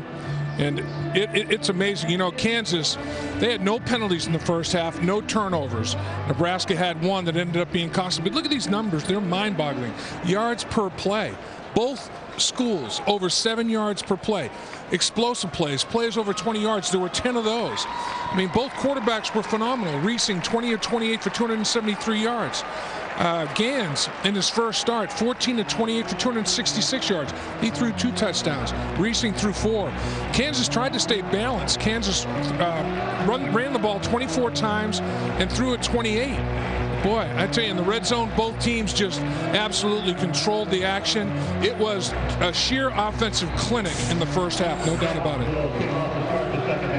All right, let's send it down now to Emily Jones. All right, guys, well, I spoke with Nebraska head coach Bill Callahan as he came out of the locker room. I asked him about what he said to his team at the half. He said, I told him to keep fighting. Obviously, we've got some things to correct on the defensive side of the ball, stop the big play. But if we can come out here and get 7 on our first possession, then come up with a turnover or a 3-and-out and get a score, after that, it's a whole new ball game. He said we put up 24 points on a darn good defense. I don't know if that's been done all season. Of course, it hasn't on Kansas, but he said there's still a lot of fight left in this team. All right, thanks very much, Emily. And yeah, if you're Bill Callahan, you're going over there that, boy, if we need a turnover if you're Nebraska is what you got to be saying. You're going to have to come up with, they had that block punt and they responded and got a touchdown out of it, but they're going to have to get an easy score or 2, I think, Dave, to have a shot against the 8th-ranked Hawks. In 17 quarters now, they have 1 takeaway. And when your defense is struggling, you have to take it away more than that. Lucky returned the kick. Kansas puts on the pressure on 1st and 10. And Caleb Blakesley, 6'5", 290, a sophomore from nearby Ottawa, Kansas, comes into Barry Gans. And Kansas at this point with a 24-point lead. First 2 possessions of the second half are critical. If they can get after Nebraska like they did on that pass rush right there, and choke Nebraska's offense down and make it a 3-and-out, and their offense take control and go on a ball control and take some time off the clock, and really they could do some damage to Nebraska right away in the 3rd quarter. Lucky the only back next to Gans on a 2nd and 17 after that sack that cost him 7 yards. Here is Gans, got time, got a man, incomplete. It closed quickly there on the receiver, number 86, Sean Hill, a senior from Naperville, Illinois in the Chicago suburbs. Rivera was covering. And how about the stars? Well, there was a bunch of them in the first half here. If you take a look at Reesing, 4 touchdown passes, and Reesing with 21 in the year at KU, new mark. McAnderson, 3 scoring on the ground. Joe Gans, well, and Gans today getting his first start. Those are pretty good, Dave. Heck yeah, those are good numbers. I mean, that dog will definitely hunt. But, you know, his defense can't do anything to stop his compatriot, or his counterpart, I should say, Reesing in their offense at Kansas. 3rd and 17, and Gans delivers a strike across the middle. Peterson to the 39-yard line, and Stuckey made the tackle. Gans has shown great composure and poise in the pocket. He's taken some hits today.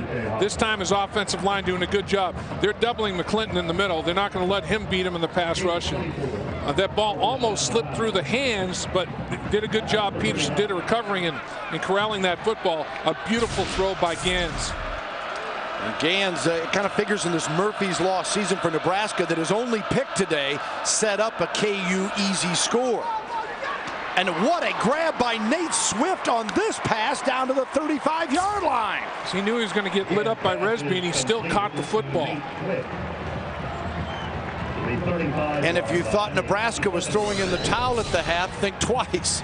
And watch Swift in the slot in the middle, just runs down the football field and takes the hit, but still keeps on ticking. Swift last year, 2 TDs on 22 receptions for 374 yards. He came in today with 3 scores and 29 grabs. He's had 4 career 100-yard games, and it's 1st and 10 right here. Gans keeping the football, and KU trying to stay up with him. He sheds tacklers and may have another first down as Mike Rivera makes the tackle at the 25. Depending on the spot, it'll be a 1st and 10. And Nebraska saying just the opposite of what Kansas said. You know, the 1, 2, 3 and out or a defensive stop. Nebraska saying, look, immediately we have to claw into this 24-point deficit. We have to make this a one-score game somehow. The only way we can do it is put points on the board offensively and hope our defense can make some adjustments and slow Kansas down. This is definitely as big a track meet as I've seen in a long time. Well, and particularly with Kansas defense being so strong and coming in here today, and it is a first down.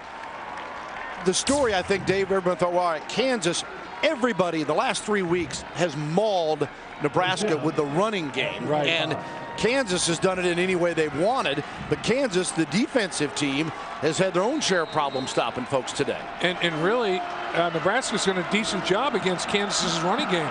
24 carries, 106 yards. And they really batten down the hatches decently, but they can't stop Kansas' passing attack at all. They've been giving up the last 3 games 346 yards a game on the ground. Here is Lucky out of the backfield. He breaks the tackle and takes it down inside the 15, and it may be another first down. As about 10, Aqib Talib makes the stop. And Holt had a shot at Lucky but couldn't hang on, and shows you why Marlon Lucky's got such good numbers. Yeah, and Lucky, he lines up anywhere, and he checks down, makes himself an available target. You can understand why they want to get the ball in his hands as much as they possibly can. Lucky, very solid runner and a great receiver. The junior out of North Hollywood, California, ran for 111 last week against Texas, caught 6 for 41 more yards, and it's 2nd and 1 here, and a time called by Kansas. So Mark Mangino saying, let's not go any further. Let's see if we can straighten this out. We'll take a brief break as well. You're watching it on FSN, Big 12 football. 8th-ranked Jayhawks lead at 48-24. Nebraska's, though, facing a 2nd and 1. The ball on the 15 of Kansas, the opening drive of the second half here in Lawrence, with the Jayhawks leading 48-24. Marlon Lucky lines up behind the quarterback Joe Gans, getting his first start. In place of the injured Sam Keller, who was out for the season with a broken collarbone that was suffered in the Texas game. Lucky on the pitch. KU corrals him, keeps him in bounds as well near the 15-yard line. And remember, Lucky can throw the football when they run that play. He has a 20-yard touchdown pass this season, and he's got another touchdown pass during the course of his career as well. So he's an all-purpose guy, can do it all, a very complete running back. Kansas did a good job of playing their gap responsibilities, staying on their feet and pursuing to the football. They had a bunch of bodies around Lucky that time. But he did get enough for the first down, which was the purpose of that carry. And as a result, 1st and 10 at the 15-yard line. Peterson goes wide to the right side. Lucky stays in the backfield. Swift wide left. And a stoppage again. Timeout, Nebraska. So now Nebraska. Timeout, Nebraska. That's their first timeout. So certainly a little unusual with both teams taking timeouts in the first 5 minutes of play here in the second half. And certainly for Bill Callahan, got to be thinking, well, we've got to score, and this is as important right now as any play in the game, because we may not need them if we don't get one here. Well, I think both coaches have called timeouts because adjustments made at halftime. They're having a hard time figuring out how to match up like they were so successfully doing in the first half. Want to remind you tomorrow night to be there live for the first show that breaks down the new BCS standings, the official BCS rating show. It's exclusively on FSN. Find out who's moving up, who's moving out, and who's moving on towards a berth in the BCS bowl game. The official BCS rating show tomorrow at 10:30 p.m. only on FSN. And let me remind you, Kansas at number 8 in those ratings, Missouri number 9, Oklahoma number 6, and Texas number 15. And Oklahoma and Texas playing later tonight. Oklahoma against Texas A&M. Texas and Stillwater to face Oklahoma State. Gans rolling out, still moving, dumps it, and it is incomplete because he was still juggling the football. That was Sean Hill. Couldn't find the handle while he was in the end zone. Gans did everything he could to extend that play. man, he stayed after it, and he should have been rewarded with a touchdown. I mean, he threw a perfect ball for Hill, and Hill could never corral it. But Gans rolling to his left, squares his shoulder pads up, and he just shot puts a little easy one, a little bit behind, but still catchable football. Gans a little disappointed because that one should have been 6, and it wasn't. So it's 2nd and 10. The ball on the 15-yard line now. Again, Lucky alone back with Gans there. They come after Gans. He fires, and it is complete. Touchdown. Purify, an absolute sensational grab, and Gans a gutsy throw because he got rocked. Yes, he did. There was an unimpeded run free to the quarterback, and one-handed catch by Purify. One-handed catch with that big right mucker. Unbelievable play for him to be able to secure this football like he did. And he's, again, working against the best that the conference has to offer in Talib. So the 15-yard TD pass to Purify, his 2nd score today. Henry on for the point after, and it is good. So Nebraska wins this opening possession battle, gets another TD, and it's 48-31. 9 plays, 78 yards. Saturday, Nebraska scoring first to start the 2nd half, but they still trail by 17 as Purify, great grab on our Toyo Tires scoring drive. 9 plays, 78 yards, and the first half of what Bill Callahan wished for, a touchdown, is good, as now he hopes for a 3-and-out against this Kansas high-flying offense. Jake Wesch will kick it off this time. Wesch to kick it off. Saw Herford, the deep man, and he will get it about the 8-yard line. Up the middle at the 30. Got a little wall. 40, 50, and scampers out of bounds. This guy is absolutely amazing. He's been averaging 31 per return. And Herford gives KU great field position, and 1st and 10 at the 44-yard line of Nebraska. Man, that's just a dagger to the heart. And look at that, 3-and-out to start the game for Kansas, 3-and-out, and then 7 straight touchdowns. Unbelievable. 7 straight scores, and they have a short field courtesy Herford to start the 2nd half. And man, Herford's got vision and patience in that return game, just like a great running back. Reesing, 20 of 28 for 273 in the first half.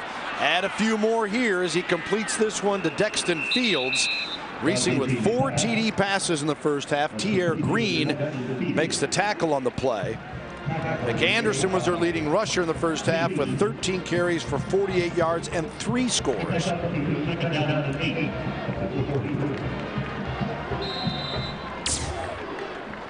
And their receivers, Henry, Fields, Meyer, and Fine, all had 4 first-half receptions. Sharp and McAnderson both in the backfield now on a 2nd and 8. McAnderson gets the carry and says, come along for the ride, as Octavian does, and finally wrestles him down near the 35-yard line, just shy of the 1st down. And again, in an effort to be balanced, Kansas comes out and throws on 1st down.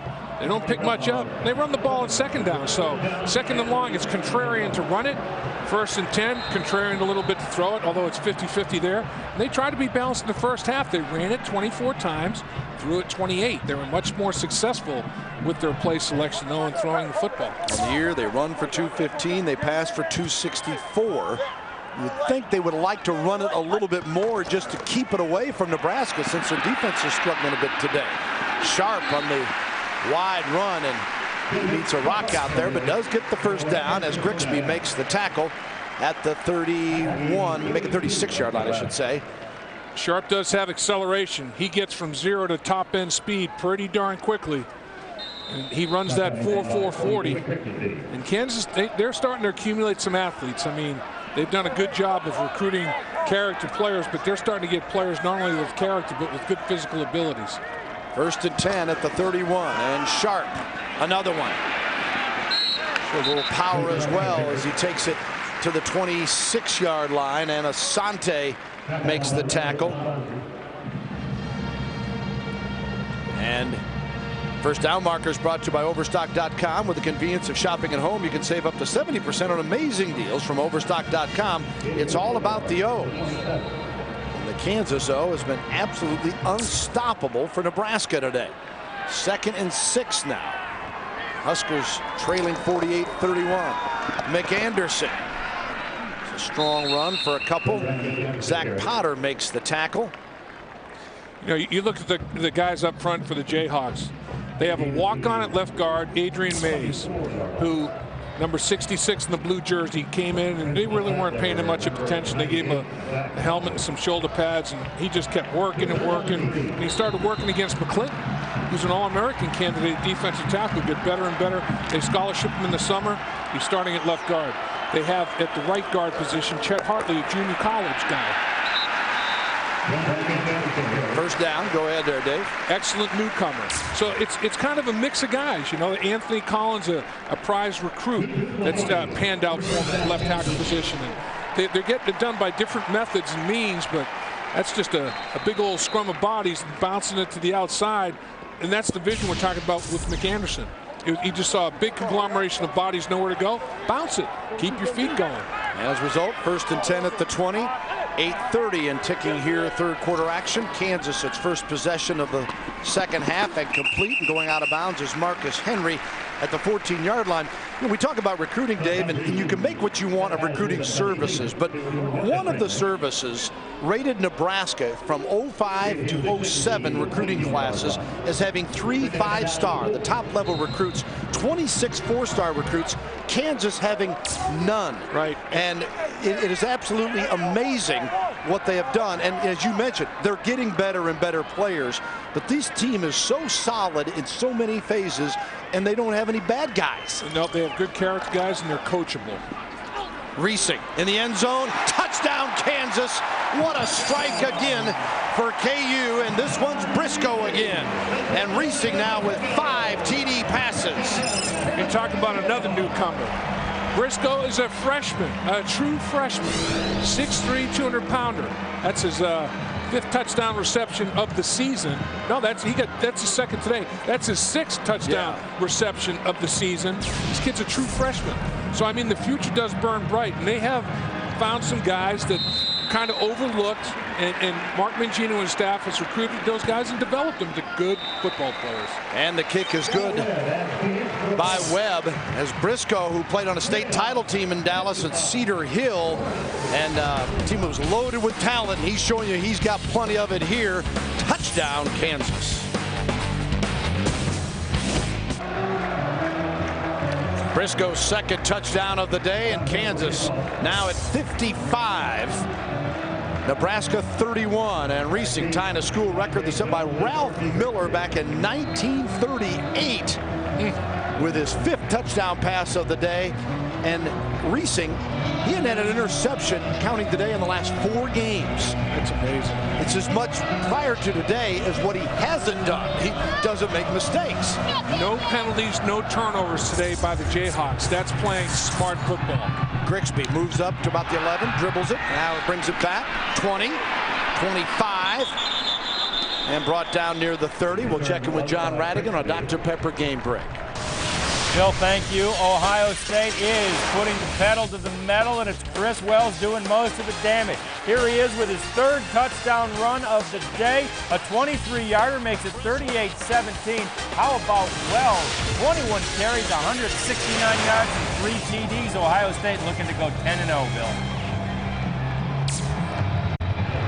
Thank you, John. Yeah, could be interesting. The Buckeyes could be coming down to a big battle once again with Michigan, which wouldn't surprise most people if you didn't witness the first 3 weeks of this season. As here, it's Nebraska trying to come back and nearly picked off in the secondary. Rivera and Mortensen put the pressure on Gans, and Holt down there nearly breaking it up, or nearly picking it off, I should say. Here's your BCS standings. Ohio State rolling toward another win. There's 5 unbeatens. Kansas the only one from the Big 12, but 3 Big 12 teams in the top 9 of the BCS. And if you're hoping for a Big 12 team to get into that title game, you hope for Kansas to continue unbeaten and Oklahoma to win out, and they would meet in the championship game in San Antonio, that would give the league the best opportunity to have a team in the title game. 2nd and 10, the ball on the 28. And jumping a little bit early is left guard Jacob Hickman. That's going to be a false start on him. Looked like he moved and drew the defensive lineman. But he's pleading his case, and I don't think with much success. Offside. I guess it was defense successful. With contact. Number 93. 2nd down. McClinton said, I was drawn. He lost his plea. Boy, they've been excited about this guy's play. The senior from Garland, Texas, in the Dallas suburbs, Lakeview Centennial High School, 9.5 tackles for loss coming in. And he was a 2nd-team all-conference player last year with 6 sacks, and he has just been a stud all year for that Jayhawk defense. He's the only senior on the 2 deep. That's right. Deep. Not just the starting, on the 2 deep. And Bill Young earlier in the week was saying, you know, hindsight's always 20/20, but I was thinking about red shirt, and I wished I would have, because I'd have everybody back next year. 2nd down and 5. Incomplete. And the sideline look that time. Intended for none. Let's send it down to Emily with more on McClinton. Well, guys, you're talking about James McClinton drawing that flag just there. Defensive coordinator Bill Young said he is the quintessential overachiever. He loves his aggressiveness. He's quick off the ball. He did say, though, maybe a little too quick, because he has gotten a couple of offsides penalties, but he does love the aggressiveness. And he is the leader, unquestioned leader of that defense on and off the football field. They rally around that big boy. 3rd and 5, and see if Kansas can slow down Nebraska. Huskers at the 33. Gans changing the play. Play clock at 4. Gets it off in plenty of time.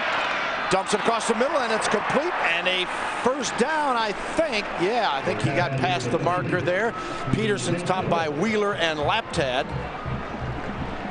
Nice job by Gans, making a very accurate throw once again. And it's a wide receiver knowing he's going to take contact, running that shallow cross, making the first miss. McClinton was in the zone blitz. They were running that nickel defense with a blitz linebacker to drop defensive lineman out. The big boy McClinton was trying to make a drop, not quite deep enough. Peterson, the junior wideout from Grand Island, Nebraska, moves the chains. 1st and 10. They go deep this time, and it is incomplete. Harper down covering that time on Franz Hardy. 1 turnover today, an interception by the D lineman John Larson. Otherwise, Gans has had quite an afternoon, as Gans today is now 19 of 37 for 345 yards and 3 scores. Reesing has thrown for 23 of 31 for 295 and a record-setting or record-tying 5 scores. I think McClinton's offside penalty was the first penalty on Kansas on the day, and they still have not turned the football over. 2nd and 10 from the 39. Gans. And Lucky. Incomplete. Rivera covering. Lucky looks back at him. That was a little hot. Didn't have to make it that hot. And every single down, being down by 24 points, Nebraska is going to fire and fall back. Bill Callahan isn't even thinking about the running game. And here he faces the 3rd and long, and this is where Bill Young comes with that very, very multiple look nickel defense. 3rd and 10 at the 39. 4 wideouts. They were showing blitz, and they come after it. Gans over the middle, picked off by KU. Stuckey to the 40. Makes Lucky miss and is tackled inside the 25. Darryl Stuckey, a sophomore from Kansas City, as Carl Nix makes the tackle. Carl Nix bulldogged the steer right there. Big old Carl Nix took him down, but that's unfortunate for Joe Gans. Overthrew that football, and Stuckey made him pay. Stuckey's 2nd interception and the 2nd turnover of the day for Nebraska. Playing deep cover 2 or cover 1 with a safety in the middle back there all by his lonesome, and he's just reading the quarterback, and the ball's overthrown, and there's the finish of it, as Carl Nix says, nowhere further for you, Mr. Stuckey. I'm going to stick you and take you to the turf. 1st and 10 on the 23. And KU flipping it. Nearly caught, but he didn't have possession as the ball, as he went out of bounds. Dexton Fields, the receiver. Pretty good coverage by Nebraska as Grigsby, got his hand down in there in front and tried to rake at the football and disrupted the timing of that. 7:14 to go in the third. 55-31 Kansas, and the Jayhawks want more. 4 wideouts for Reesing and crew. McAnderson stays in to block across the middle, and it is complete down inside the 5-yard line as Dexton Fields, I beg your pardon, Marcus Henry with the reception, and KU will have a 1st and goal. Well, and Nebraska getting beaten off the line of scrimmage, giving the inside up once again. And this receiver makes a great play for his quarterback, because that was not the most accurate throw right there by Reesing. Threw it behind him, and Henry still made an unbelievable play on the football. Great adjustment and showing flexibility. McAnderson, flag stops play. Little false start by the blue up front. And Coach Mangino doesn't like that, taking a penalty in the red zone.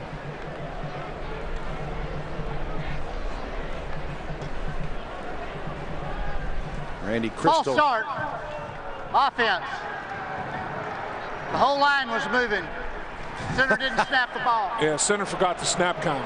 When that happens, the whole line moves, the center holds the ball. He forgot the snap count. You can't have the center or quarterback forget the snap count. Everybody's moving except the center. It's not snapping the football. Everybody, the count was 1. He thought it was 2. Everybody moves. The ball's not moving. That's a problem. That lets the head coach know exactly who the culprit is, too. Yeah. Whole line was moving, but that wasn't their fault. Now 1st and goal from the 8 after the penalty, and McAnderson, looking for his 4th score of the day, is brought down. Maybe no game. We'll see what they mark it as. Zach Potter makes the stop. First tackler was number 4, Larry Asante. And every single time Kansas has penetrated the red zone, they pounded it in for a touchdown today. Will they do it again? Unbeaten Jayhawks 8-0. First 8-0 start since 1909. And looking for number 9 here today. And up 55-31. 2nd and goal from the 7. Reesing all day. Now flushed out a bit. And incomplete. Trying to connect with Henry again. And getting there was Grigsby to interrupt the play. And it'll be 3rd and goal. Well, he could have run the football. Look at the lane as he comes out of pocket. Look at that opening. Wow. I mean, there's all kinds of real estate to run the football, but he said, you know what, my job is to throw it, and I think I can squeeze it in there. Well, he couldn't quite squeeze it. I'm not sure he would have scored, but he would have definitely been well inside the 5-yard line on this 3rd down snap. Reesing hadn't made many wrong decisions today, that's for sure. What an afternoon he's having. And another one. TD pass. Kansas. Briscoe gets his 3rd score. And Reesing a school record 6 touchdown pass today. Boy, it's like shooting fish in a barrel for Kansas today in the red zone. I mean, they are just doing anything they want in their passing game. And it all starts with the protection. Nebraska trying to stunt and pressure the quarterback and run a little shallow cross. Takes a little bit of time to do that. Briscoe comes clean, and that's his 3rd touchdown reception of the day, the true freshman. And 62 to 31. And again, they seem determined to double them up. And that's what it is once more. 62-31 Kansas. Wow.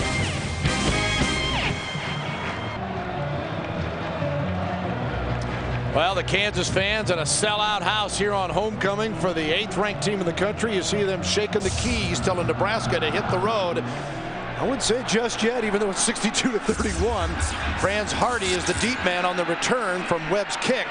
And he circles to the 20 and then dances out of bounds around the 23-24 line. And let's send it down to Emily Jones. Hey guys, we are here with the Jack Links beef jerky fan of the game, and this one really was a no-brainer. I mean, look at this guy. Sir, what is your name? White Owl is my Indian name. Jim Tucker or Saul is my real name. You have the best Jayhawks outfit on, in my opinion. Well, how long have you been following Kansas? I've been following them since 1971. Okay, now that's a true fan. Now, I have seen some moves. I want you to share those dance moves with our viewers. Let's see it. Look at this. Now those are some moves. Don't stop now. Smooth. White Owl. Plenty to cheer about, guys. This White Owl can dance. I'll tell you what. He can move. God, I hope I have half that energy at that age. We need more of that. White Owl. One of 51,910 here, and that's an all-time Memorial Stadium record attendance. Last year they set it with 51,821 in the Kansas State game. Gans on a 2nd and short, and it is incomplete, intended for Swift. 4:53 to go in the third. 62-31 Kansas. Holt put the pressure on that time. And again, Nebraska can do nothing but throw the football every single snap.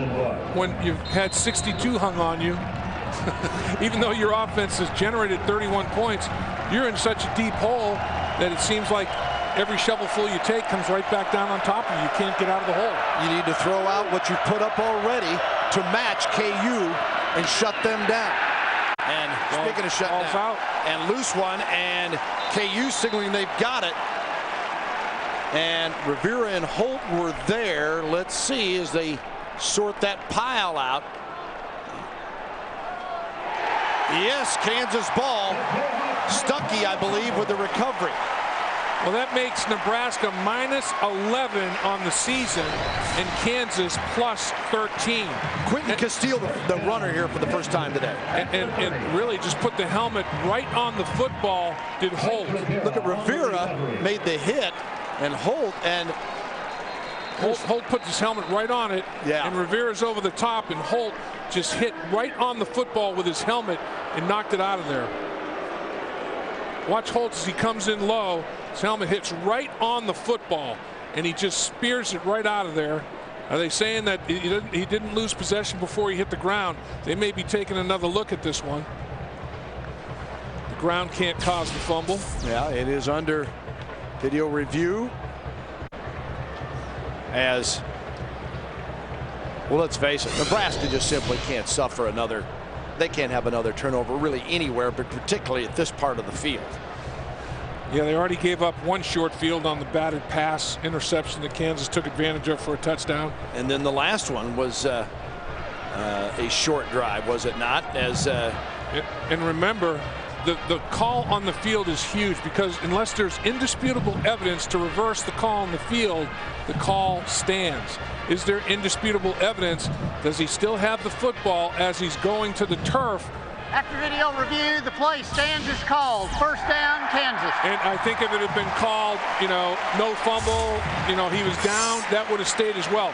There was not indisputable evidence with the shadows and everything else on that replay to see if he had full possession of that football or not. So the Jayhawks, with 451 yards of total offense and 62 points, get it back. The third turnover of the day. KU a +3 on the day to go +14 on the year. And 1st and 10 at the 30 of the Huskers. And Reesing dancing around with time. Now chased out of there. He'll unload it, and it is complete at the 22-yard line. Jeff Foster making the reception. That's a nice effort. Little tap on the sideline with possession of the football. He practices every single day. And Reesing, nowhere to go with the football. Buys a little bit of time. The pass protection's outstanding. Nebraska coming into this football game had generated 9 quarterback sacks. And they haven't gotten to Reesing today, so that's a problem. They have 11 takeaways on the season and 9 sacks. And they run it here. About a yard as Octavia makes the tackle on Sharp. So basically that's saying that they're not doing anything to cause problems to opposing offenses. Nebraska, a couple of years ago, 3 years ago, they led the nation with like over 50 quarterback sacks. And of course, a lot of those guys are in the NFL now that were those contributors, but there wasn't anything in the cupboard to replenish the guys that they lost. And they go from 50 some odd sacks 2 years later to 9. It's amazing. McAnderson on a 3rd and 1. First down easy as he strolls down to the 11-yard line. Philip Dillard, a sophomore from Tulsa, with the tackle. And let's check in for a Dr. Pepper game break. Here's John Radigan. All right, Bill Land, thank you very much. High drama in this one. Wake Forest lining up to kick the game-winning field goal. Sam Swank's 48-yard try is wide right. And Virginia holds on to beat Wake Forest 17-16. Number 23 holds off number 24, Bill. All right, thank you, KU. Virgin to score again. Do they? Yes. Getting in the end zone. Jake Sharp, another touchdown. You can't break away from this one. You'll miss something big. Jake Sharp gets another TD, and Kansas rolling it up. Man. They're just getting after it. Nebraska runs a little bit of a blitz. Kansas offensive lineman out in front getting their blocks. McAnderson, lead blocker for Sharp. That's what McAnderson's role was last year, lead blocker at fullback, and he filled that role once again for his compatriot Sharp. Scott Webb with a PAT, and 69-31 with 3:34 to go in the 3rd. Are you kidding me? Man. Welcome back to Memorial Stadium, Cavisto Field. Jake Sharp gets, let me check here, I think his 2nd touchdown of the day. And as you take a look at the Jayhawks, their first drive, that was the highlight for Nebraska. Since then, lights out. Hardy deep on the return and picks it. 20, watch out as Hardy nearly breaks through out to the 33-yard line, and Chris Harris making the tackle for Kansas. This is absolutely insane. 69-31 as Nebraska takes over 1st and 10 on its own 35-yard line. And Kansas total offense 481 yards on 69 plays. Wow. I mean, a 1-2-3 and out to start the game. Your offense goes down the field after a deflected punt, take a 7-0 lead, and Kansas scores in the next 10 possessions. 10 straight touchdowns. Ridiculous. Nebraska scored on its first 2 and had a 14-7 lead after a 7-0 lead, and then Kansas scored a 14-7 lead. Then KU scored 3 touchdowns on their own, has been in control of the game since then. Harper making the tackle here on Terrence Nunn. And I can tell you, it's got to be tough on those guys in the huddle offensively.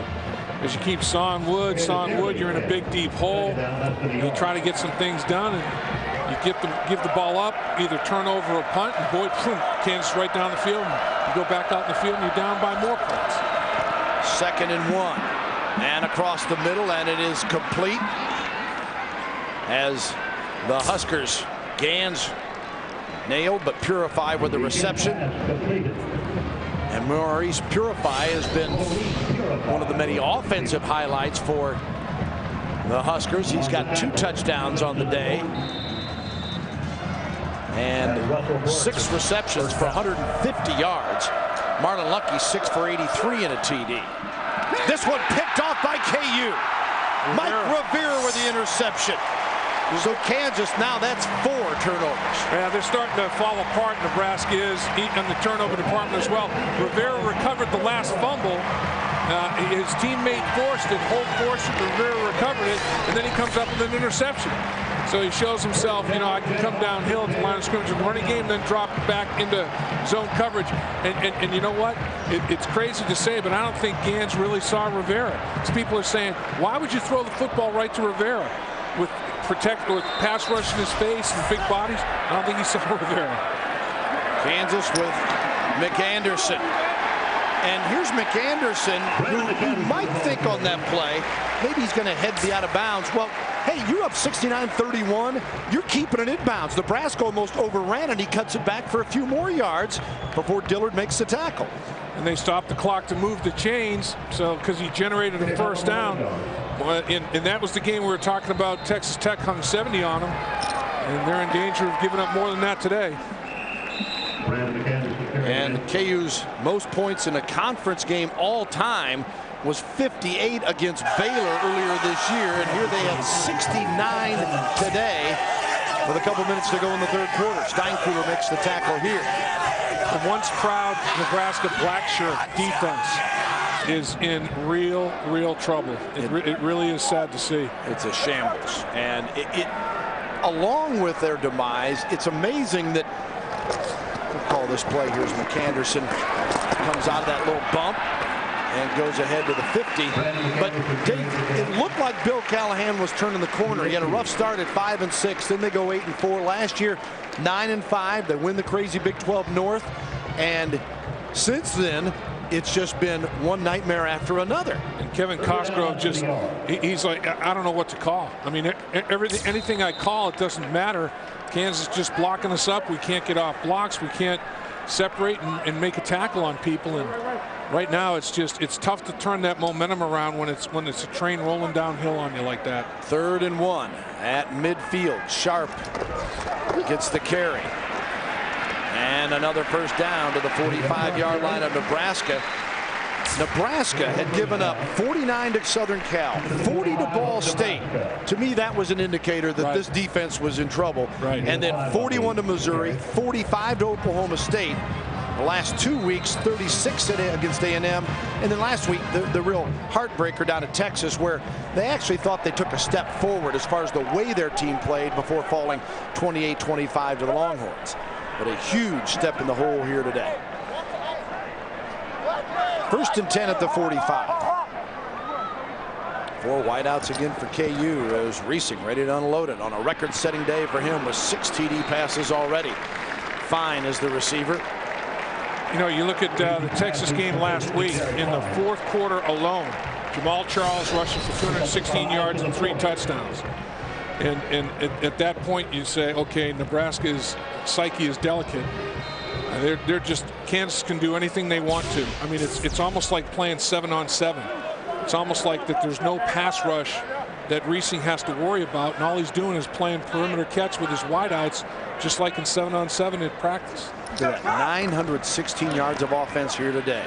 Sharp bumped hard and stopped at the 40-yard line. Ricky Tenarce, the sophomore from Los Angeles who was shaken up earlier, makes the play here. Good to see him back on the field. You know, when you look at last year, and that was last year, Nebraska's defense down the stretch played well. They played Oklahoma tough defensively in the Big 12 championship game. They played well defensively against Auburn in the bowl game. And Coach Callahan said, you know, they played championship-type defense down the stretch last year. But then, man, not this year. Well, FSN football scares Nebraska. Something's got them frightened. It's 69-31 on a homecoming stomping in Lawrence. The Jayhawks pounding the Huskers in Big 12 action. And the Dr. Pepper Big 12 game of the week. And the Jayhawks pouring it on.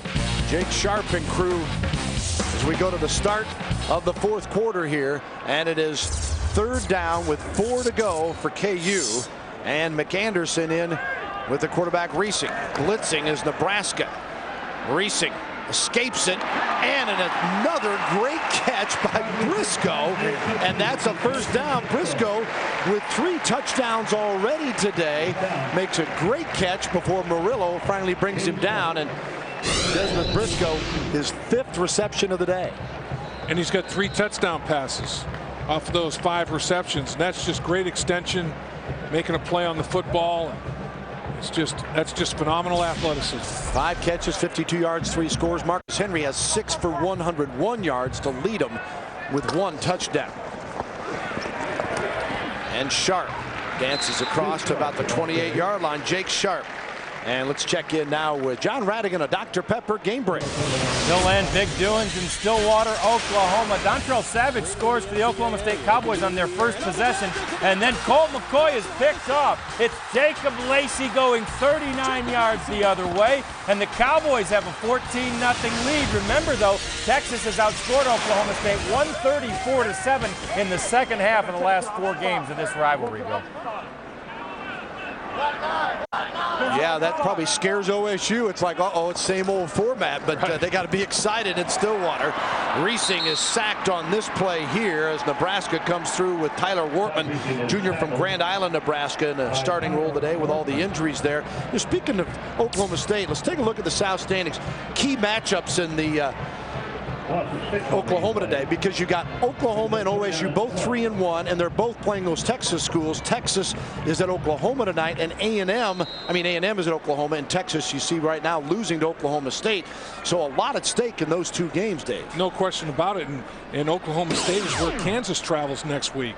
And Oklahoma State is a different team in Stillwater. They are tough to deal with in Stillwater. Here is Reesing.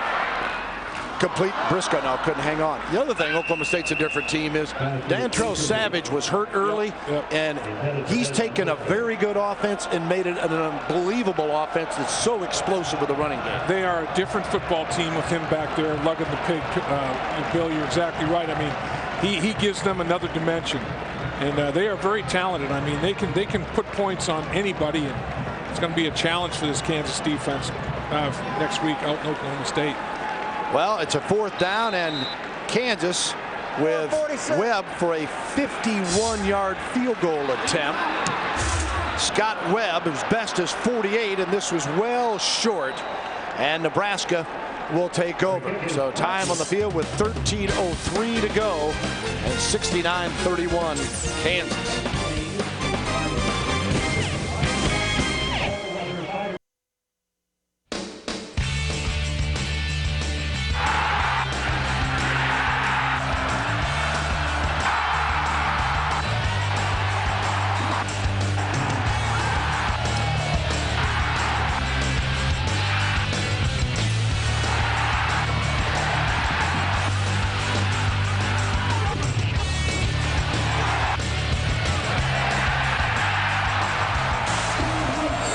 Back to the live action. Gans under pressure, throwing it, nearly picked off. It is picked off. Another INT for the University of Kansas, Justin Thornton.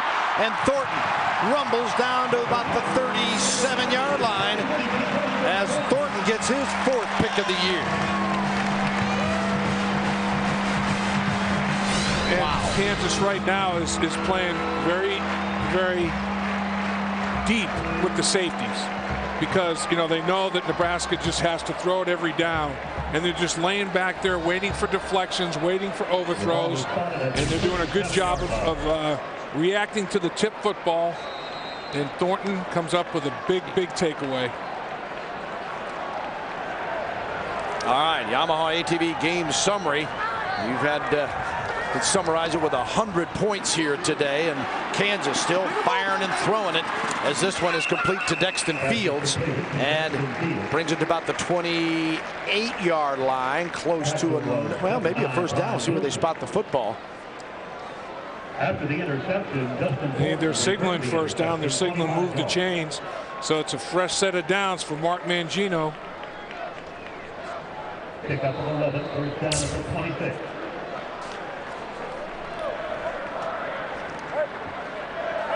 First and 10, 4th quarter with 12:29 to go, and Reesing with a record-setting day of 6 touchdown passes. He gives to McAnderson, who has scored 3 times today.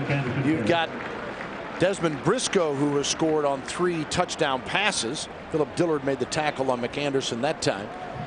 And Reesing, for the moment, Dave, 30 of 41 for 354 and 6 scores.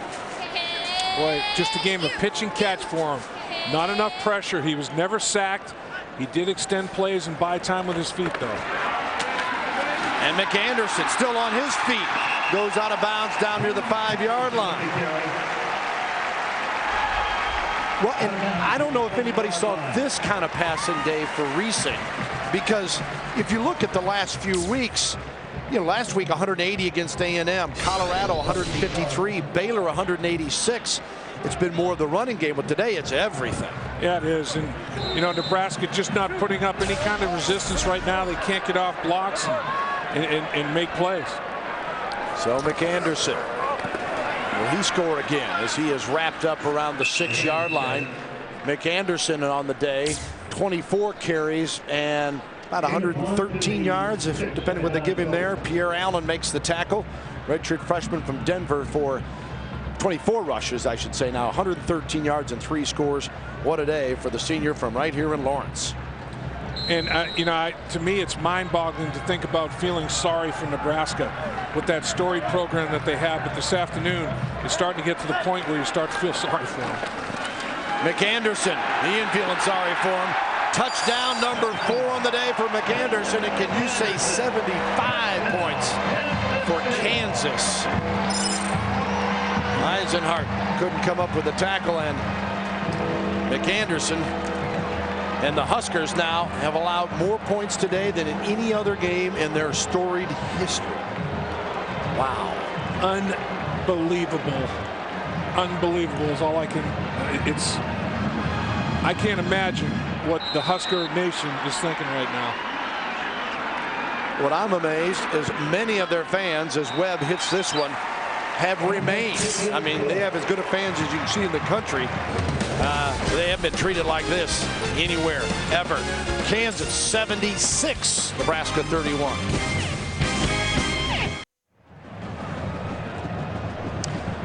Our graphics folks are spot on. That is not a mistake, and that's a Nebraska fan somehow forcing a grin.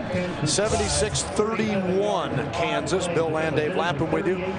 Highest single team scoring effort in Big 12 history here today as the Jayhawks continue to pour it on. And Nebraska, Andre Jones is deep, and Niles Paul as Scott Webb. Tell you what, got to be getting a little tired. I mean, goodness gracious. His right leg's going to be 2 inches longer than the left when he's done today. So here comes Webb's kickoff. Could we just replay that, and I'll lay out for a minute. And Niles Paul will down it there, and it'll be 1st and 10 at the 20-yard line. First down, Nebraska at the 20. Well, you look ahead, Dave. Kansas getting their 9th victory today, and they got at Oklahoma State and Iowa State before they face Missouri at Arrowhead in a game that is already sold out, which could be for the Big 12 North Championship. And wow, what a scene that could be if Missouri can continue to win. And they got a key game against Colorado you'll see on FSN later this evening. Here's what's left for KU as Nebraska keeps it on the ground here. Gans hands it off, and Halu with the carry. Roy Halu, a freshman from Danville, California, been averaging 4.3 a carry. You know, when you look at Kansas in the preseason, the media selected Kansas 4th in the Big 12 North, number 4. And Coach Mangino even admitted, look, you know, I thought I had a good football team, but to say back in July that I would have predicted 8, no, I really can't honestly say that. Again, Halu with the ball as Nebraska now, it would appear, after throwing it almost nonstop, has just conceded and said, all right, let's see if we just can't get out of here without any more humiliation. Chris Harris makes the tackle. Interested to see how much more they'll throw the football. Wright and Springer making the stop for Kansas. And I think that maybe that's what Coach Mangino was looking for, some kind of cue from Coach Callahan that wasn't going to fire and fall back every snap because, you know, he's worried about, you know, allowing points. And the Huskers with Halu again, stopped by Springer. Well, yeah, but we all noticed at the meetings down in San Antonio back in July, and we'll get back to that in just a second, about Kansas and their attitude. I want to remind you that the first down marker is brought to you by Overstock.com. Live better with savings up to 70% on amazing deals from Overstock.com. It's all about the O. that Coach Mangino had a confidence about this team. Sure. They went back after going 6-6 last year, and they looked at every play and said, hey, we've got to learn to finish football games, because they felt basically 4 plays cost them 4 games. Well, they certainly learned from it, didn't they? They did, and it was for different reasons they weren't finishing football games. So, you know, I think that the schedule that everybody, you know, was kind of derisive about, Kansas hadn't played anybody. What that schedule got for them is a confidence of pounding people. And all of a sudden, you start to build more confidence because you're pounding people. And it carried over. And look what's happening today. I mean, this is what their mindset is, to get up on people and keep your foot on the throat and pound people into submission. And there's something to be said for that. I mean, that confidence that they got by going 4-0 in the pre-conference games was huge. 3rd and 6 for Nebraska at the 34, and Gans completes this one.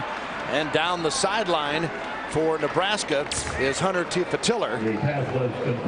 Guys, you talk about how Mangino and his team have handled success. He says these guys are tough, they're intelligent, they're well-rounded, and we have a system in place, and it stays in place regardless of our opponent, regardless of our record. There are no talk of BCS bowls, bowl games, period, or rankings. And he told his team, you know what, you should have the same friends a year ago that you have today. He said the coaches are going to be on your side, will be your best friend, and will also be your worst critic. All that matters is what you and I think.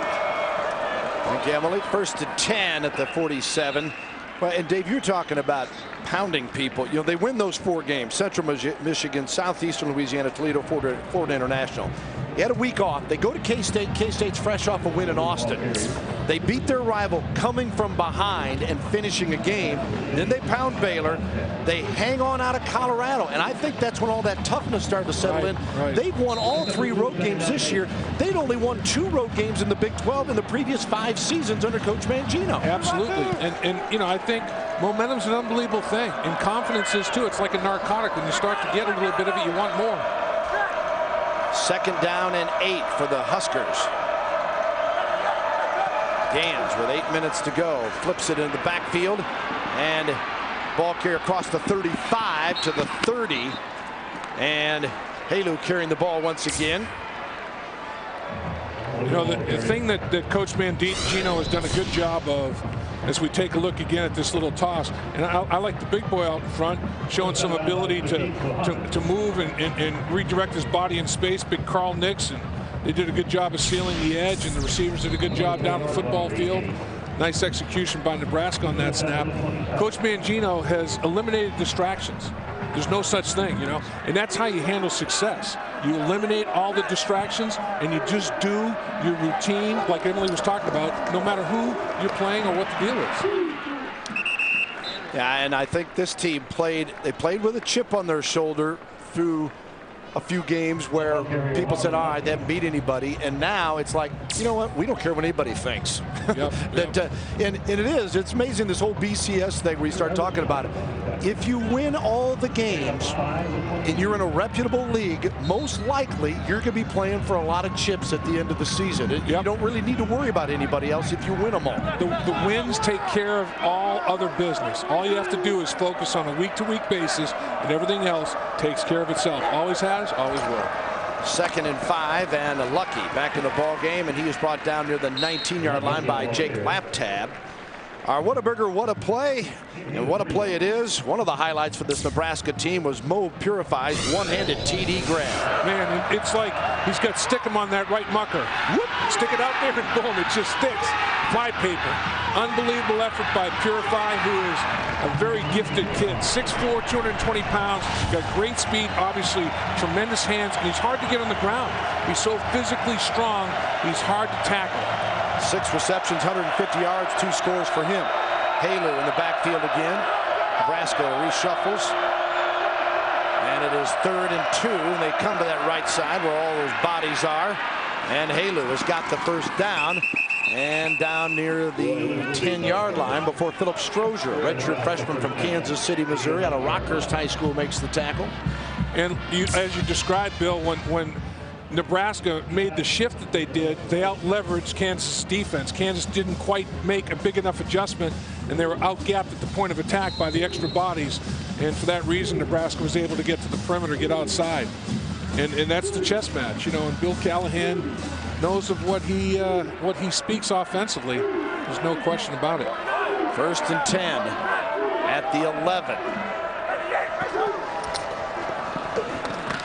Halu met with resistance at the 10-yard line.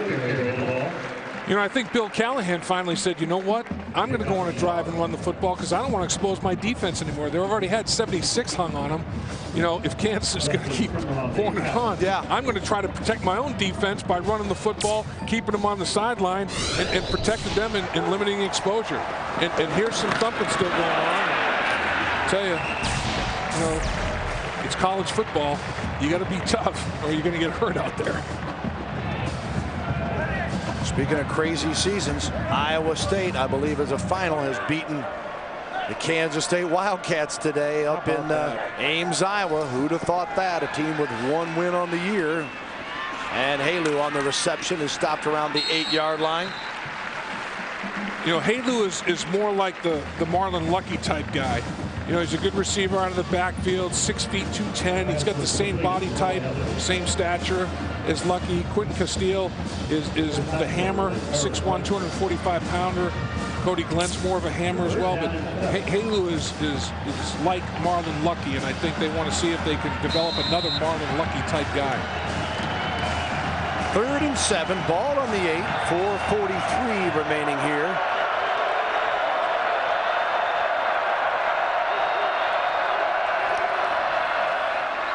Gans in the end zone, caught it, but he was out.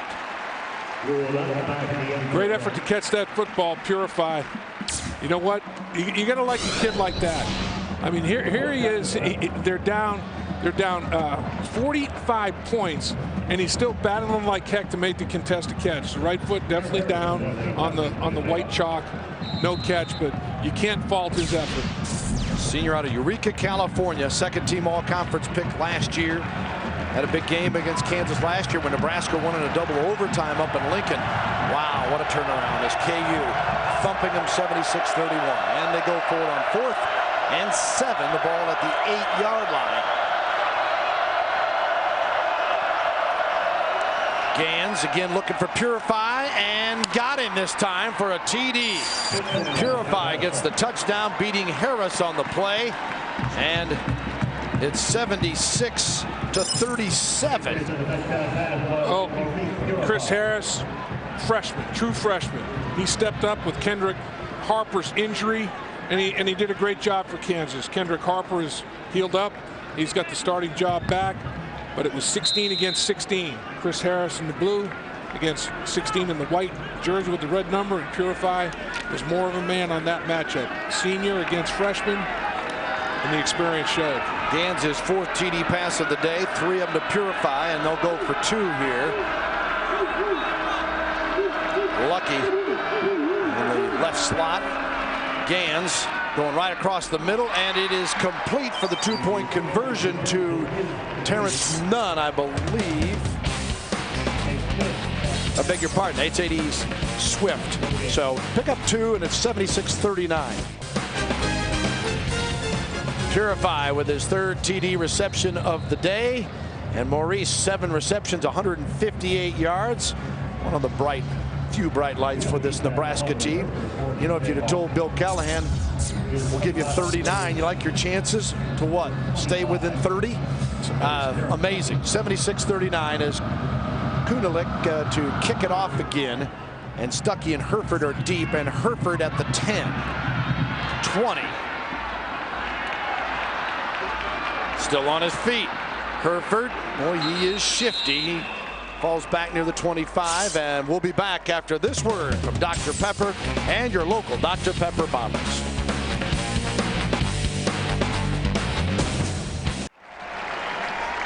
(76-39) Kansas over Nebraska with 4:16 to go, and Kerry Meyer comes on to quarterback now for the Kansas Jayhawks. Remember Meyer, we told you early on about he quarterbacked here last year, had some injuries, and then it became a battle between he and Reesing. Reesing won it, and now Meyer's been all over the field in different roles, and he gets the quarterback here in the final 4 minutes of the ball game. with 1st and 10 at the 27, and the carry taking it to Quigley, and it'll be a 2nd down and 4 after a pickup of 6.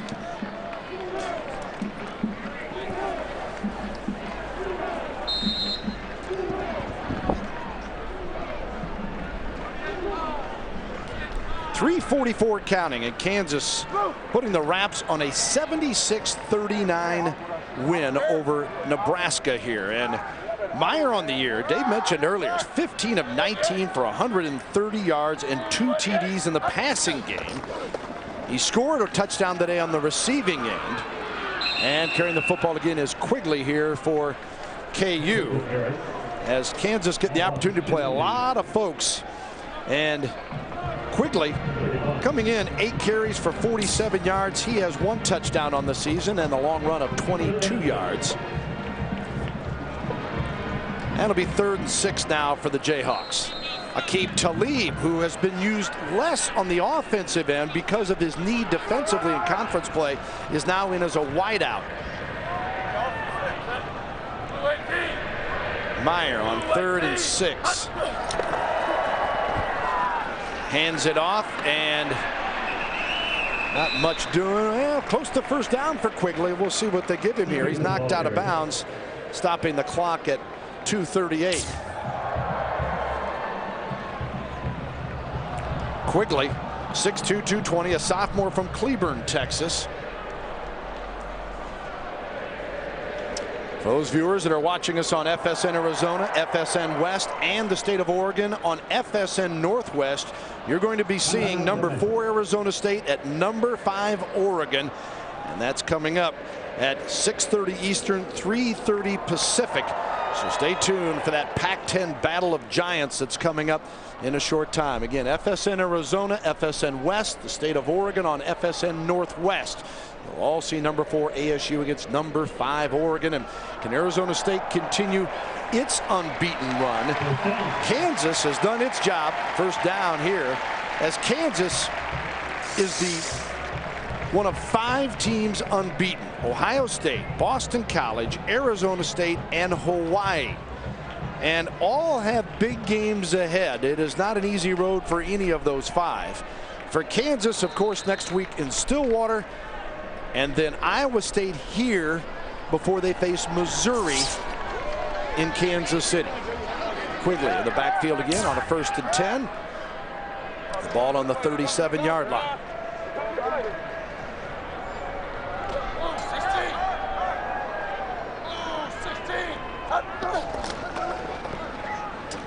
And the handoff straight ahead, and Quigley. Hard-earned yards when everybody in the building knows you're going to get it. Turner makes the tackle. You know, for Nebraska, you take a look at this Husker team that's going to lose its 5th in a row and go to 4-6, 1-5 in the league. Their lone league victory over Iowa State, and it's not any easier. They have Kansas State next week in Lincoln, and that's a K-State team coming off a loss to Iowa State, and then they finish, of course, with their year-end battle out in Boulder against the Colorado Buffaloes. And pending what happens, of course, tonight with Colorado, Missouri, Colorado may be in the Big 12 North title chase. So a lot of key football to go in the Big 12. 2nd down and 9 for Kansas now, with a 1:25 and counting, and Kerry Meyer taken over after a record-setting day for Reesing, who had 6 touchdown passes. New Kansas mark. Quigley going wide and tugged down from behind. Let's check in with John Radigan, a Dr. Pepper game break. Yeah, thank you, Bill. Lots more highlights coming up on the Big 12 postgame show, but we got to show you this. Zach Robinson with a 7-yard touchdown run, and Oklahoma State has a 21-0 lead on Texas early in the 2nd quarter, Bill. Wow. You know, does Mike Gundy show what's happened the past couple of years at halftime to his team? Should he have to remind him? And a wild, wild football season in the Big 12 and nationally. And Kansas counting it down here with homecoming. The highest or the largest crowd in KU history on a sellout Saturday. 51,910 to celebrate the unbeaten Jayhawks going 9-0. And again, Quigley running it And that will be the final play of the game as Kansas, 8 ranked in the AP, the coaches poll, the BCS, and unbeaten at 9-0.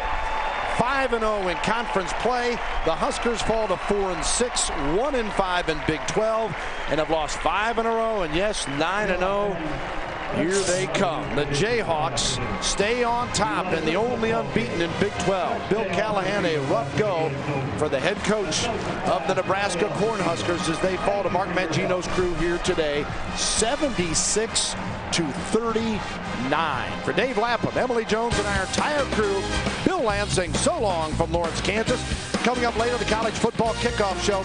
Then our college football Saturday triple header continues with number 9 Missouri at Colorado, followed by Washington State at Cal in the Pac-10. It's all on FSN College Football Saturday. Once again, our final, 76-39. Unbeaten Kansas rolls on over Nebraska. So long, everybody.